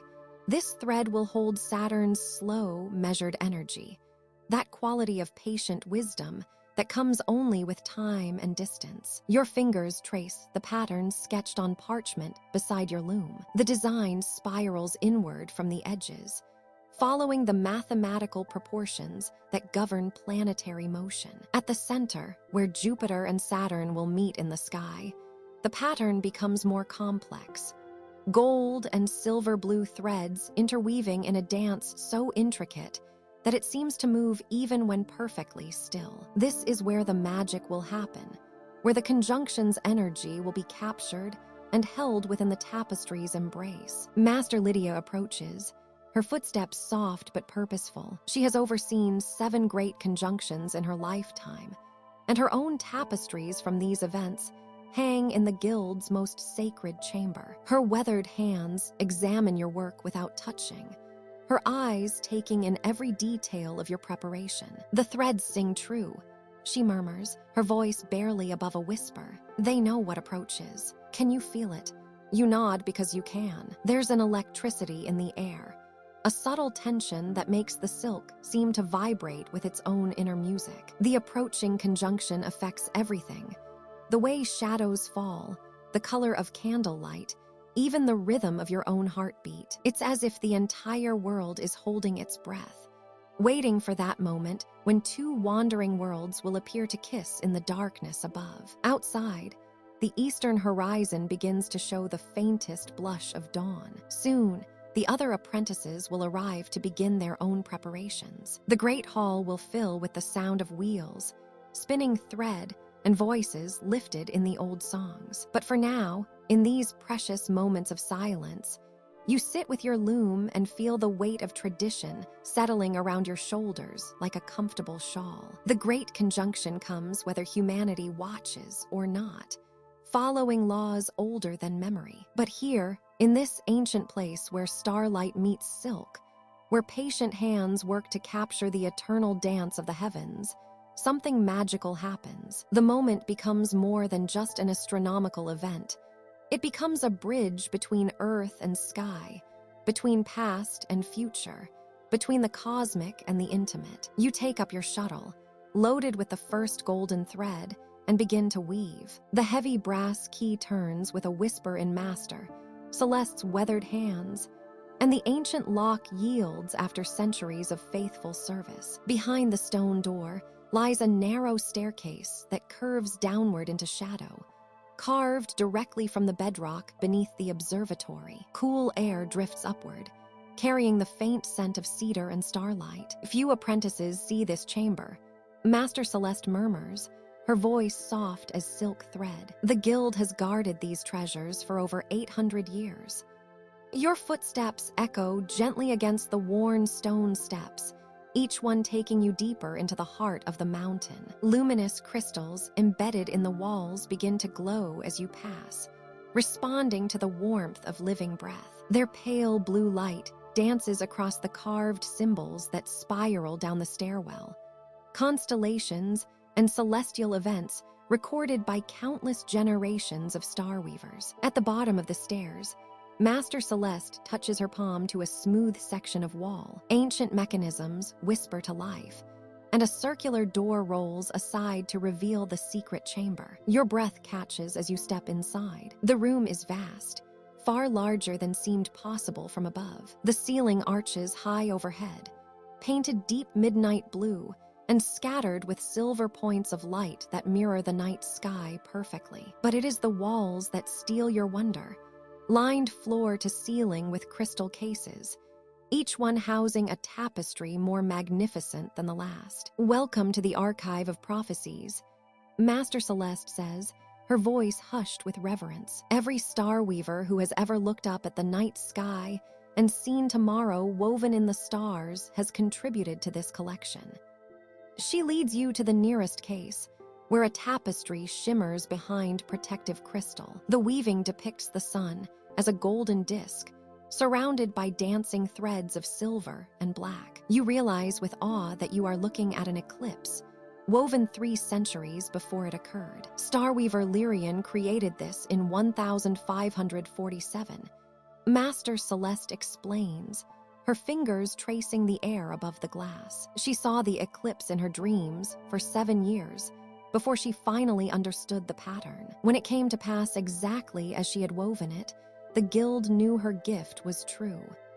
You move deeper into the chamber, past tapestries that map the wandering paths of comets across decades of sky. Here, a weaving captures the birth of a star in threads of gold and copper. There, another shows the ghostly dance of aurora in silk, so fine it seems to move in the gentle air currents of the chamber. Master Celeste pauses before a tapestry, unlike the others. Its threads seem to pulse with their own inner light, shifting between colors that have no earthly names. The supernova tapestry, she whispers, woven by the guild's founders. When they first arrived at this mountain, it predicted the explosion of a distant star, an event so far away that its light took 600 years to reach us. Your fingers trace the cool crystal of the case, and for a moment, you feel connected to that first Starweaver who stood in this very spot, needle in hand, translating the whispers of the cosmos into silk and thread. Each of these tapestries began as a dream. Master Celeste continues, moving to another case, a vision that came to someone just like you, young, uncertain, but touched by the gift of seeing time woven into starlight. The tapestry before you now shows the familiar constellations of your childhood, but arranged in patterns you have never seen. The hunter stands in a different stance, his belt shifted to the east. The great bear turns her head toward new stars. This is how the sky will look in 3,000 years. She explains, the stars themselves are moving, you see, slowly, so slowly that no human lifetime can perceive it. But the Starweavers knew. They always knew. As you walk through the archive, you begin to understand. You are not learning a simple craft, weaving pretty pictures of the night sky. You are joining a tradition that stretches back through centuries, an unbroken chain of dreamers and seers who have dedicated their lives to reading the great story written in starlight. At the far end of the chamber stands an empty crystal case, its interior lined with midnight blue velvet. One day, Master Celeste says softly, your own tapestries will rest here. The visions that come to you in dreams, the patterns you learn to read in the spinning of the planets and the wheeling of the stars. They will guide future generations, just as these ancient weavings guide us now. The weight of this legacy settles around your shoulders like a cloak of starlight. In the gentle glow of the archive, surrounded by the dreams of centuries, you understand at last what it truly means to be a Starweaver. You are not just creating art, you are weaving time itself, thread by precious thread. In the heart of winter's deepest embrace, when the world outside lies wrapped in crystalline silence, the Starweaver's workshop glows with the softest amber light. The apprentice sits before her great loom, surrounded by baskets overflowing with silver threads that catch and hold the lamplight like captured moonbeams. Tonight begins the most ambitious work of her training, the creation of the Milky Way tapestry, a masterpiece that will span the width of her outstretched arms and flow like a celestial river across midnight silk. The base cloth stretches before her, dark as the space between worlds, its surface smooth and waiting. She has prepared for this moment through countless smaller works, single constellations, planetary alignments, the phases of the moon. But this tapestry will contain them all, woven into the grand spiral that cradles our solar system within its gentle arms. Her fingers select the first silver thread, testing its weight and texture. Each strand has been spun from moonlight and starshine, gathered during the clearest nights when the Milky Way arcs overhead like a bridge between seasons. The thread feels cool against her skin, almost alive with captured radiance. She secures it to the loom with practiced precision, beginning at what will become the galactic center, that bright bulge of ancient stars that burns at the heart of everything we know. The work requires a meditation of movement, each gesture deliberate and unhurried. She places the central stars first, the old giants that have watched over our galaxy for billions of years. Her needle moves in small, careful stitches, building the dense core star by star. The silver threads overlap and interweave, creating depth and luminosity that seems to glow from within the dark fabric. As the hours pass, she begins to trace the spiral arms that sweep outward from the center. Here, younger stars shine with blue-white fire, their threads bright and clean. She spaces them according to the ancient charts, each one positioned to mirror the true structure of our cosmic neighborhood. Her breath fogs softly in the winter air, but her hands remain steady and warm, guided by years of training and an intuitive understanding of celestial mechanics. The work progresses in comfortable silence, broken only by the gentle whisper of thread through fabric and the occasional settling of logs in the workshop's small hearth. Outside, snow falls in thick, lazy flakes, adding another layer of quiet to the world. But within these walls, the apprentice creates her own weather, a soft constellation of silver light growing thread by thread across the dark expanse. She pauses to rest her eyes, looking up from the loom to gaze through the frosted window. The real Milky Way stretches overhead, barely visible through the winter clouds, but present nonetheless.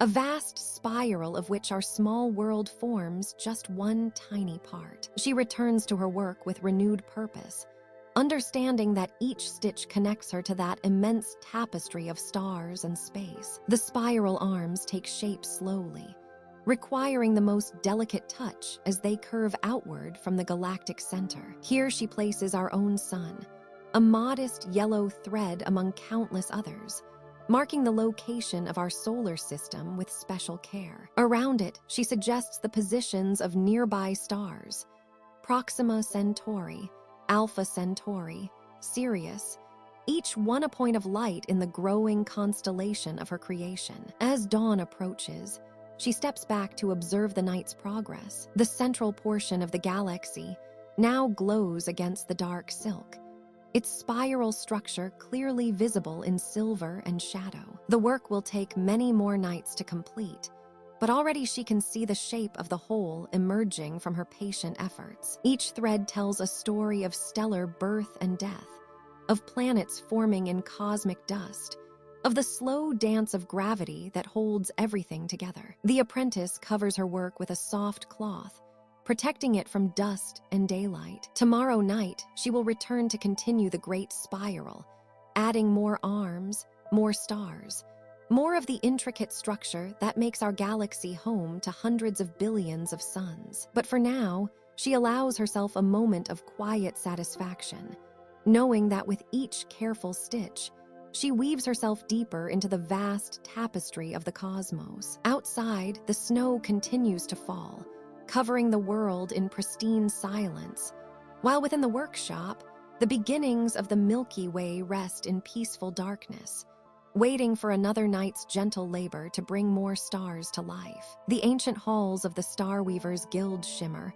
with an air of anticipation tonight, as Master Celeste unfurls a scroll that has remained sealed for decades. The parchment, yellowed with age and marked with intricate astronomical calculations, whispers against the stone table as she spreads it wide. The apprentice, drawn by the unusual gravity in her master's movements, sets down her silver thread and approaches with quiet reverence. "Look here, child." Master Celeste's voice carries the weight of centuries as her finger traces the elegant mathematical notations. These symbols tell us a story that began long before either of us drew breath. In 3 months' time, the sun and moon will dance together in the most magnificent of celestial ballets. The calculations stretch across the parchment in flowing scripts, each number, and symbol a testament to the guild's 1,000-year legacy of watching the skies. The apprentice's eyes follow the graceful curves of ancient numerals, wondering at the patience and precision required to track the wandering paths of celestial bodies across generations of Starweavers. Master Celeste's weathered hands move with practiced reverence as she explains how her predecessors charted the moon's orbit, noting its subtle variations and the precise moments when its shadow would kiss the earth. The guild's astronomers had learned to read the sky's moods as easily as others might read the changing seasons, understanding that eclipses follow patterns as reliable as the turning of celestial wheels. The shadow will begin its journey in the western mountains at dawn, the master explains, her voice growing softer with each word. By midday, when the sun reaches its highest throne, the moon will slide across its golden face like a dark pearl crossing molten amber. For 4 minutes and 17 seconds, day will transform into a twilight unlike any other.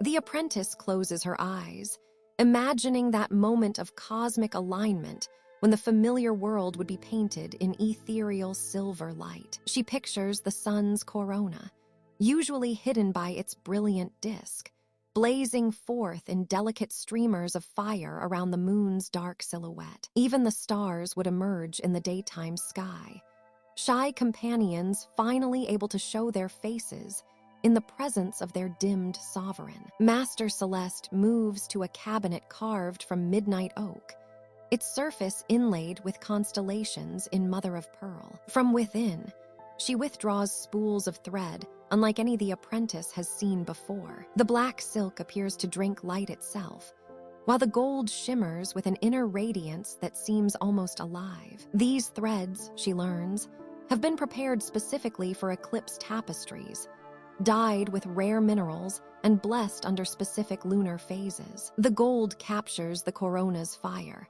Master Celeste explains as she runs the precious thread through her fingers. See how it holds the light within its fibers. And this black silk has been steeped in waters from the deepest mountain springs, where sunlight never reaches. Together, they will recreate the moment when darkness embraces light.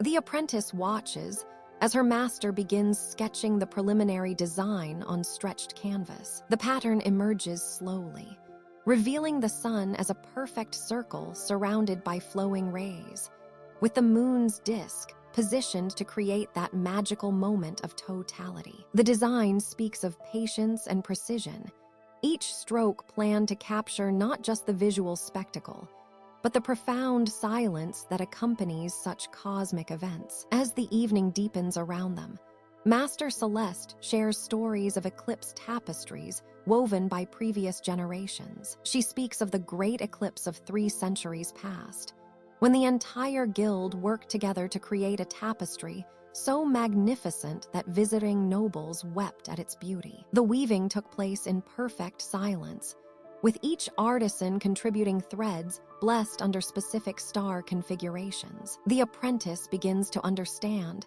that these eclipse tapestries serve as more than mere commemorations. They are temporal anchors, capturing moments when the ordinary world transforms into something magical and strange. Future generations will look upon these weavings and remember that moment when shadows fell at noon, when the temperature dropped, when nocturnal creatures stirred in confusion, and when the very air seemed to hold its breath in wonder. Tonight, as the guild prepares for this rare celestial gift, the workshop hums with quiet energy. Tomorrow, the real work will begin.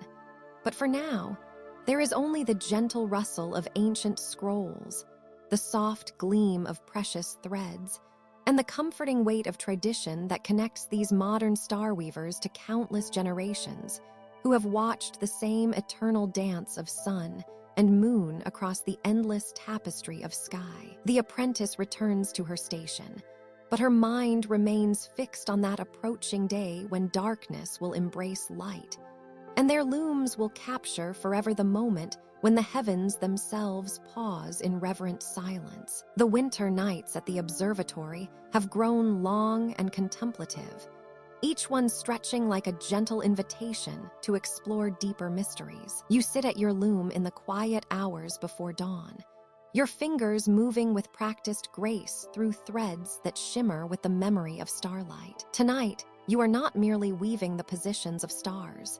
You are weaving their stories. Before you lies an ancient book, its leather binding worn smooth by countless hands. The constellation stories, written by astronomers and poets across the centuries, holds within its pages the myths that have danced alongside the stars since humans first looked up in wonder. Your master left it on your workbench 3 nights ago with a simple note. The stars remember everything. Help others remember too.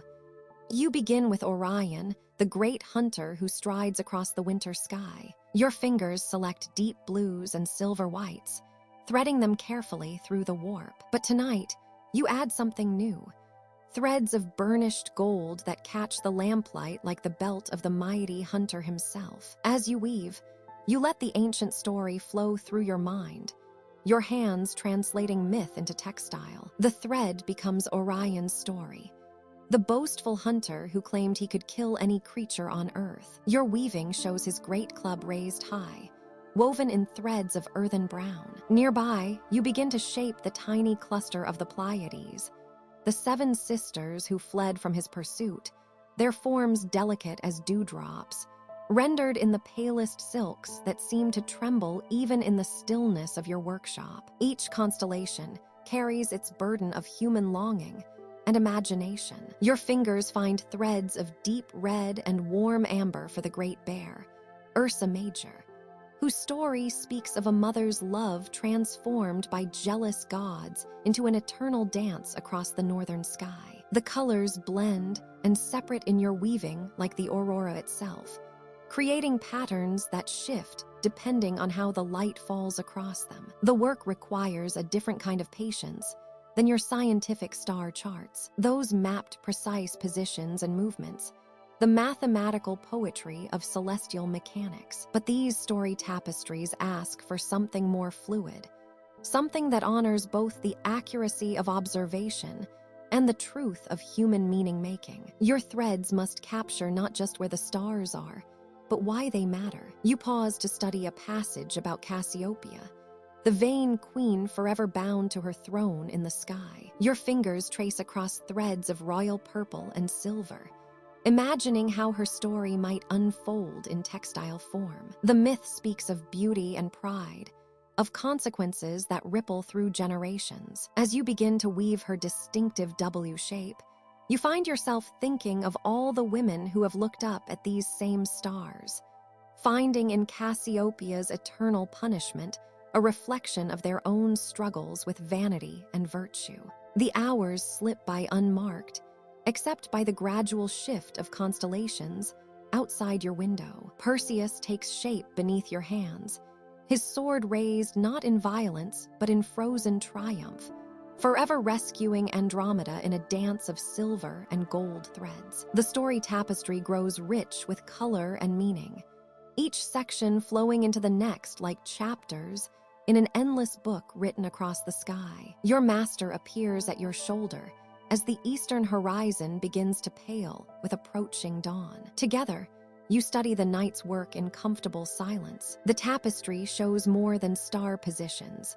It shows the dreams humans have projected onto the cosmos, the stories we tell ourselves about love and loss, heroism and folly, all played out against the vast backdrop of eternity. This is why we study the stars, she says finally, her voice soft with satisfaction, not just to measure their distances or catalog their brightness, but to remember that we have always been storytellers beneath the sky. Every culture, every generation looks up and sees not just points of light, but meaning. Your work helps preserve that ancient conversation between earth and heaven.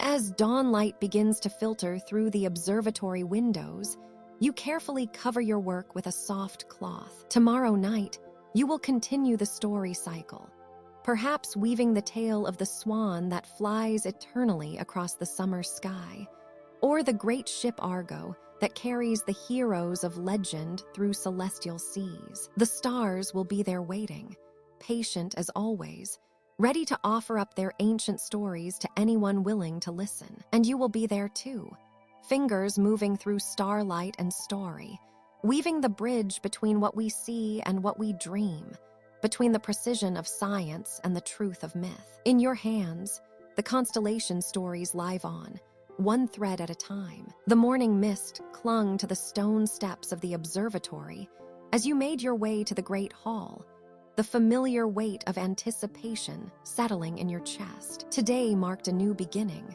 not for yourself, but for another. After countless seasons of learning the ancient art of star weaving, you would take on your first apprentice. Her name was Lyra, a young woman with eyes that sparkled with the same wonder you once carried up these very steps. She stood waiting by the great telescope, her hands folded carefully in front of her, gazing up at the intricate celestial tapestries that hung from the vaulted ceiling. Even in daylight, they shimmered with captured starlight, each thread holding memories of distant constellations. "Welcome," you said softly, your voice carrying the gentle authority that comes with years of patient practice. "I am honored to guide you on this path."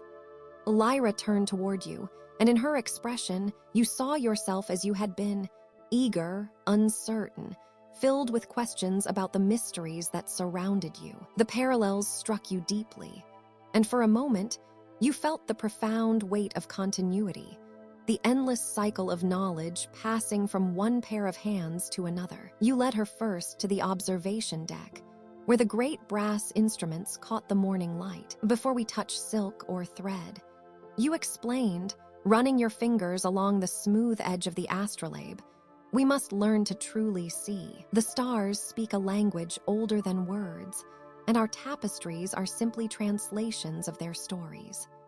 Together, you spent the morning hours learning the rhythm of celestial observation. You showed Lyra how to adjust the telescope's focus, how to read the star charts that mapped the night sky's eternal dance. Her questions came in gentle waves, thoughtful inquiries about constellation movements, about the way certain stars seemed to pulse with different colors, about the ancient astronomers who first cataloged these distant lights. "Every star has its season," you told her, pointing to a chart detailing the year's celestial calendar. "Just as we have spring and summer, autumn and winter, the night sky has its own cycles. The Starweaver learns to work with these rhythms, to capture each star's unique essence when it burns brightest."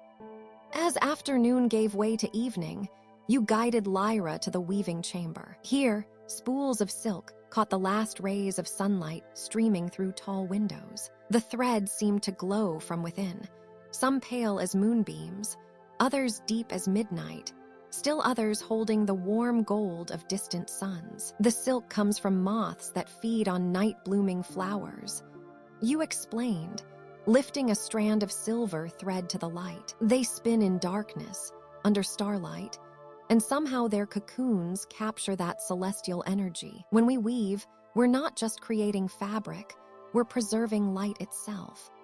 You demonstrated the basic weaving pattern, the simple over and under motions that would eventually become second nature to Lyra's fingers. She watched intently as you worked, and when it was her turn to try, her movements were cautious but surprisingly graceful. The loom clicked softly with each pass of the shuttle, a rhythm as soothing as a heartbeat. "It feels alive," Lyra whispered, pausing in her weaving to study the emerging pattern. "The threads seem to respond to my touch."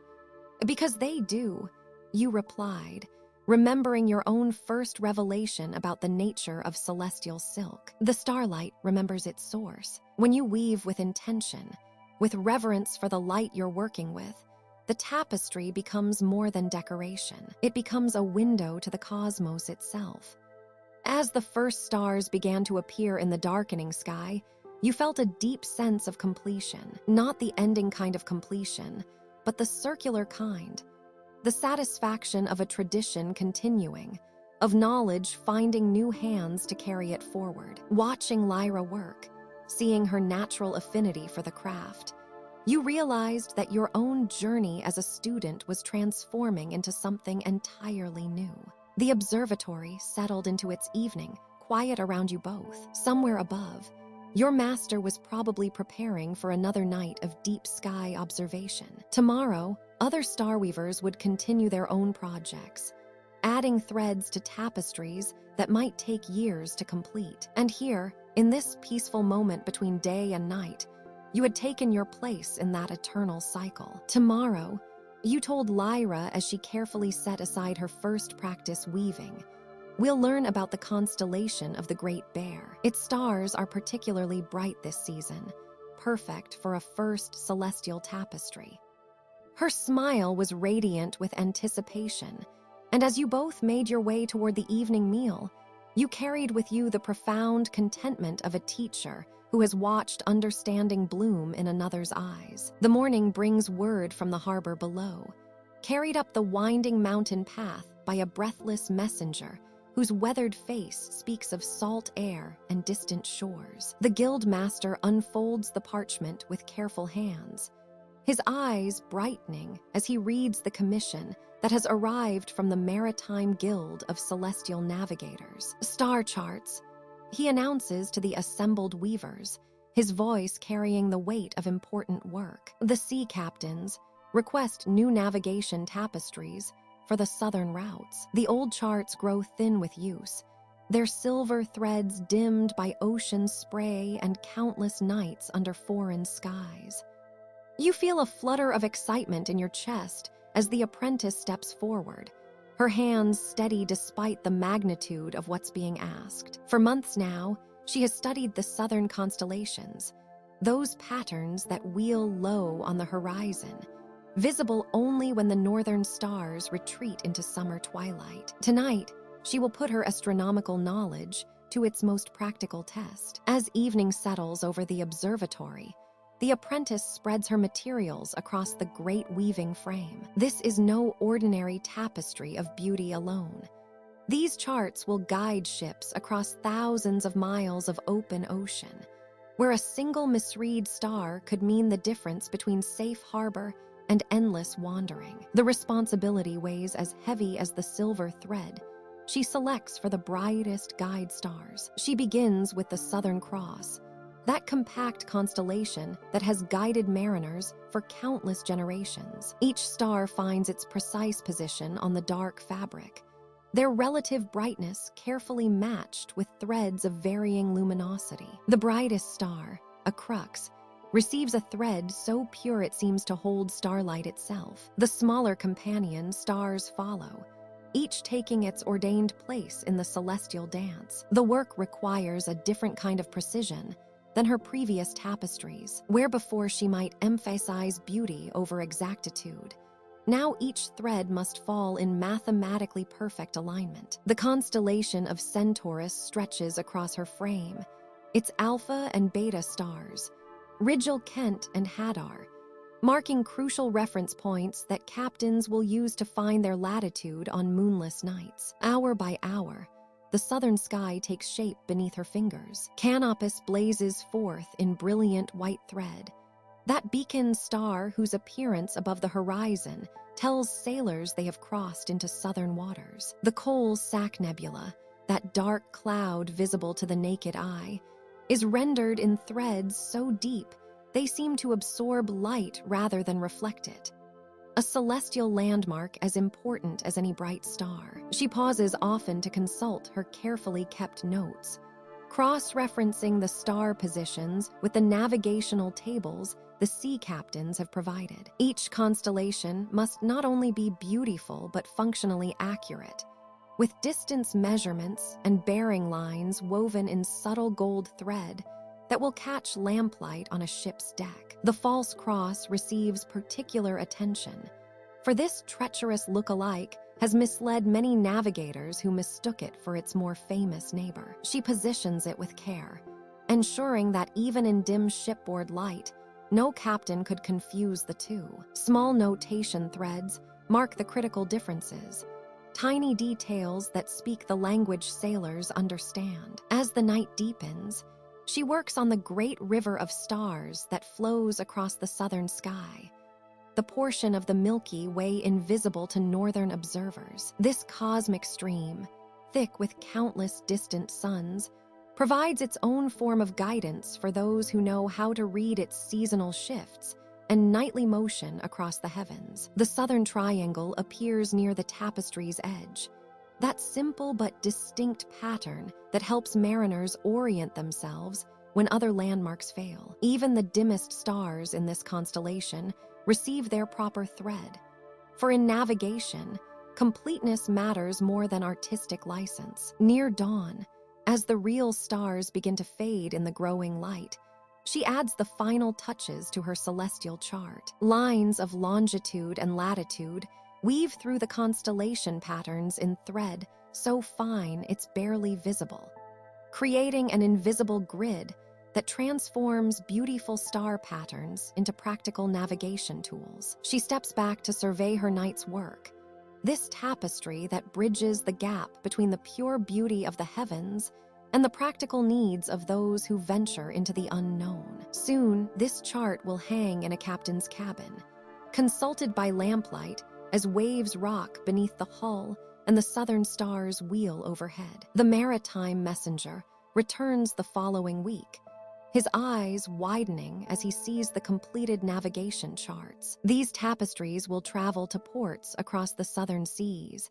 carried aboard ships that will trace new routes across unmapped waters. Each thread the apprentice has placed will play its part in bringing sailors safely home. In this moment, she understands how her mountain observatory connects to the vast world beyond, how beauty and precision can unite in service of human endeavor, guiding explorers safely across the endless, star-reflected sea. The first morning of exhibition preparation arrives with the gentle whisper of spring wind through the observatory's crystal windows. Dust motes dance in golden streams of sunlight that paint everything in warm amber hues. You wake to find the entire guild already stirring with quiet purpose, their movements flowing like a carefully choreographed dance across the familiar halls. The great circular chamber that usually houses your looms and workbenches transforms before your eyes. Senior guild members move with practiced grace,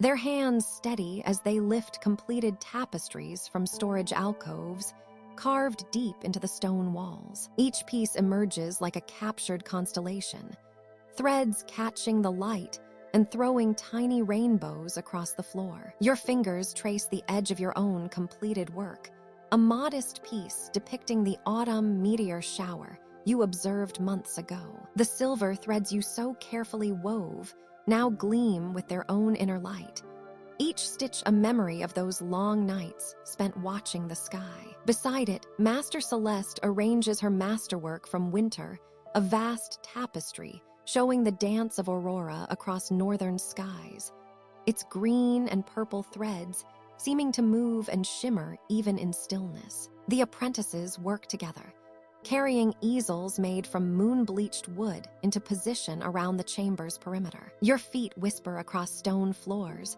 worn smooth by generations of Starweavers. The familiar weight of fabric in your arms feels different, now not the burden of unfinished work, but the satisfaction of stories told in thread and starlight. Through the great windows, you can see the winding path that leads up the mountain to your sanctuary. Already, small figures move along it like pilgrims journeying to a shrine. Scholars from the distant universities, their robes dark against the spring grass. Artists from the coastal cities, carrying leather portfolios stuffed with their own work to trade and compare. Children from the nearby villages, their eyes wide with wonder at this annual glimpse into the mysterious world of the Starweavers. In the observatory's highest tower, the great telescope stands ready. Its bronze surface has been polished until it gleams like captured sunlight, and fresh charts lie spread across the observation desk. Tonight, when the exhibition formally opens,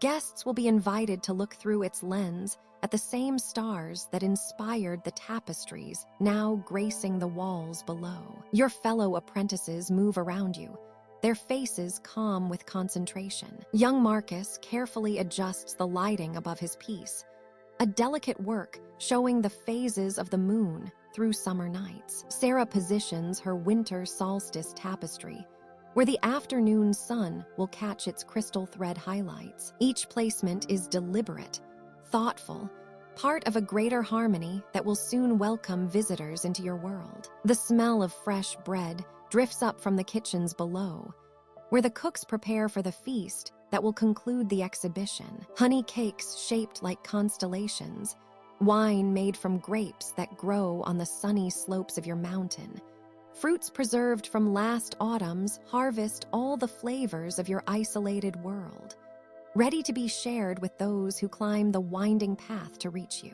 Master Alina moves between the displays, her weathered hands adjusting a fold here, straightening a frame there. Her presence brings calm to the busy chamber, and you remember your first night in this place, how her gentle guidance helped you find your way among the looms and star charts. Now, seeing your work hanging beside those of the masters, you feel that same gentle pride reflected in her knowing smile. The afternoon light grows softer, painting the chamber in shades of rose and gold. Outside, more visitors can be seen making their careful way up the mountain path. The anticipation builds like the gentle pressure before a spring storm, but peaceful, welcoming. This is what the Guild works toward all year, these few precious days, when the boundaries between your world and theirs dissolve, when science and art unite in perfect understanding. You step back to survey the transformed space,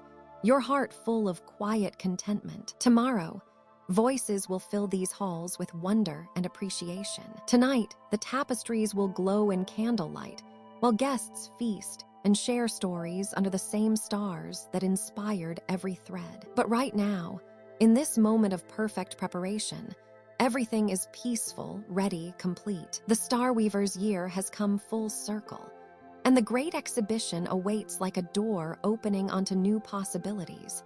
New connections between earth and sky, between the ancient art of your guild and the endless curiosity of those who journey here to witness wonder woven from starlight. The observatory tower stood silent in the pre-dawn darkness, its circular chamber bathed in the gentle glow of dying embers from the brazier below. Through the great window that opened onto the eastern sky, the first pale threads of morning light began to weave themselves across the horizon. You had risen early on this day, exactly 1 year since your trembling hands first touched silk thread in this very room, drawn by something you couldn't quite name, a pull as gentle and inevitable as the tide. Master Aldwin was already there, of course, seated at his great loom with his back to you. His fingers moved with the same unhurried grace you had watched countless times throughout the seasons, drawing starlight silver thread through the warp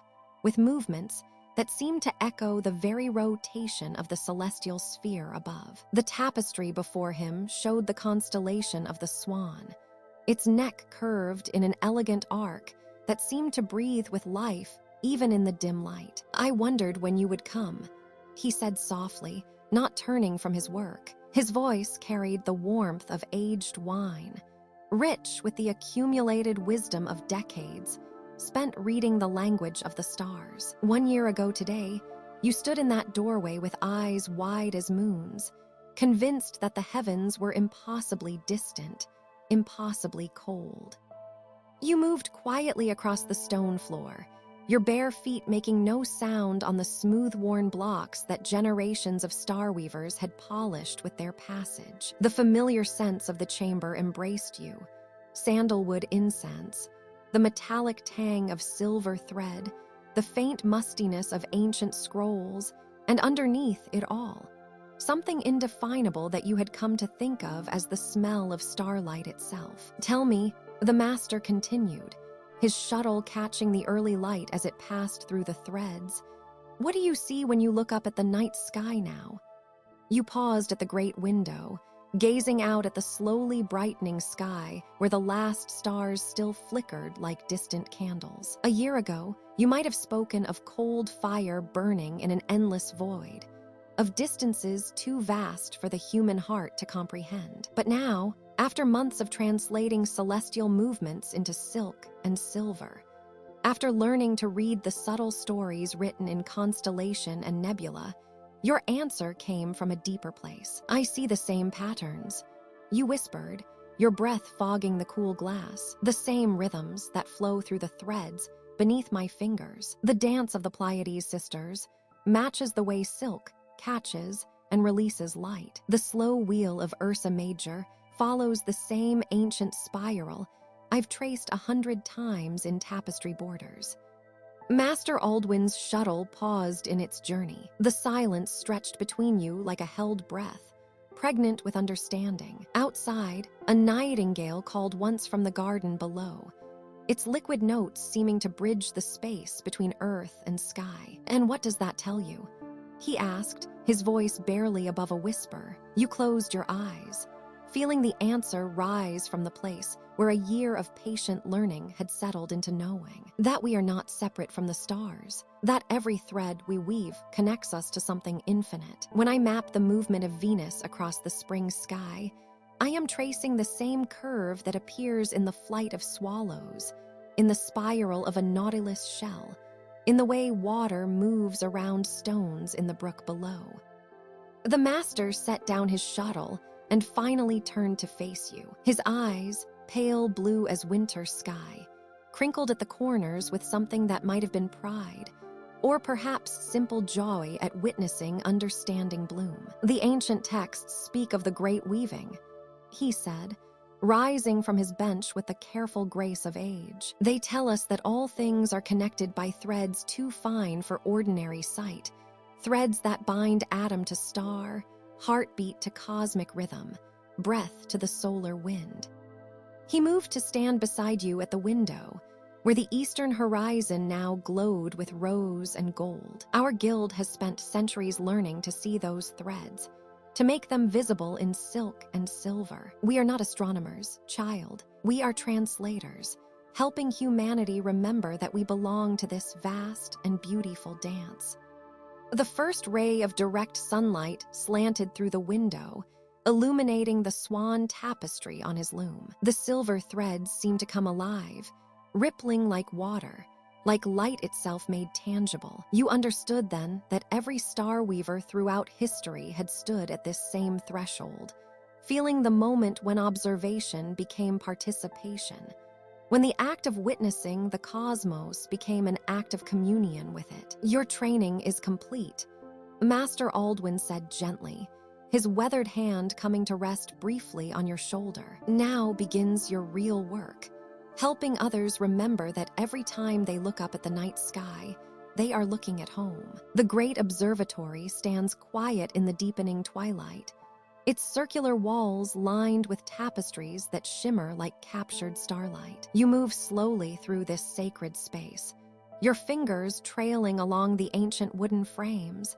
feeling the subtle warmth that emanates from each celestial weaving. The threads beneath your touch seem to pulse with their own gentle rhythm, as if breathing in harmony with the vast cosmos beyond these walls. A year has passed since you first climbed these winding stone steps as a nervous apprentice, clutching your simple tools and wondering if your hands could ever create something worthy of hanging beside these masterpieces. Now you pause before the great window, the same one where you spent countless nights learning to read the language of stars, and you realize how much has changed within you, while the eternal dance above remained constant. The constellation of the Great Weaver rises slowly in the eastern sky, its silver threads of light connecting star to star in the pattern you've come to know by heart. You remember the first time your master pointed to those distant suns and told you their story, how the ancient star weavers believed each constellation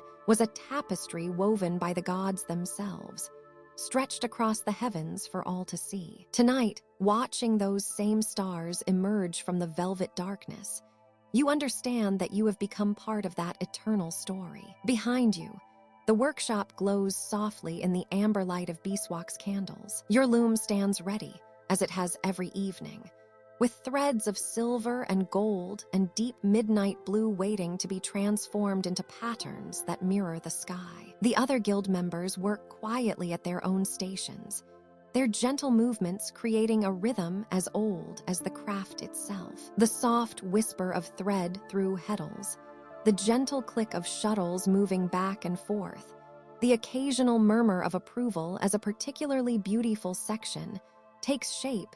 These sounds have become the soundtrack to your days. You lift one of the finished tapestries from its frame, feeling its weight in your hands like a piece of captured moonlight. The constellation of the swan spreads across the silk, each star rendered in silver thread that seems to hold actual starlight within its fibers. When you hold it to the candlelight, the pattern comes alive, the threads catching and reflecting the flame until the entire piece seems to glow from within. This is what you've learned, that true star weaving isn't just about copying what you see in the sky, but about understanding the connection between earthly materials and celestial beauty. The master approaches, her footsteps soft on the worn stone floor. She places a weathered hand on your shoulder, and you feel the warmth of decades of wisdom flowing through that simple touch. Her eyes, bright with the joy of seeing another student complete their journey,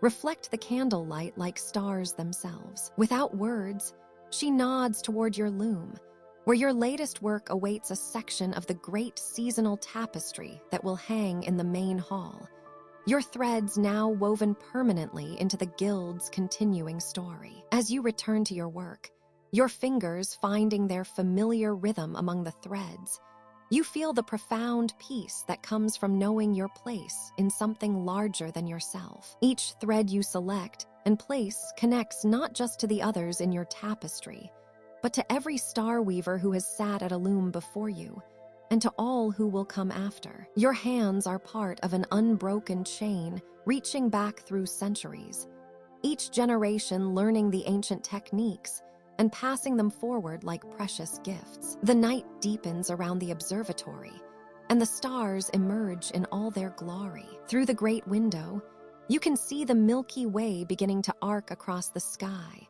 that great river of light that reminds all star weavers why they chose this craft. Each point of light in that celestial stream represents possibility, beauty, wonder, all the things that human hands strive to capture in thread and silk. Your tapestry grows beneath your patient hands, row by careful row, thread by careful thread. The pattern that emerges is both ancient and new ancient, because it follows designs passed down through generations of masters. New because it bears the unique touch of your own understanding, your own connection to the stars above. This is the eternal pattern your master spoke of when you first arrived, not just the arrangements of stars in the sky, but the endless cycle of learning and teaching, creating and preserving that keeps the ancient art alive. As the candles burn lower and the night grows deeper, you work on in perfect contentment. Tomorrow will bring new patterns to learn, new techniques to master, new stars to study and translate into thread. But tonight, surrounded by the gentle glow of tapestries and the soft sounds of fellow weavers, you are exactly where you belong, part of the eternal pattern that connects earth to sky, human hands to celestial beauty, past to future in an unbroken thread of starlight.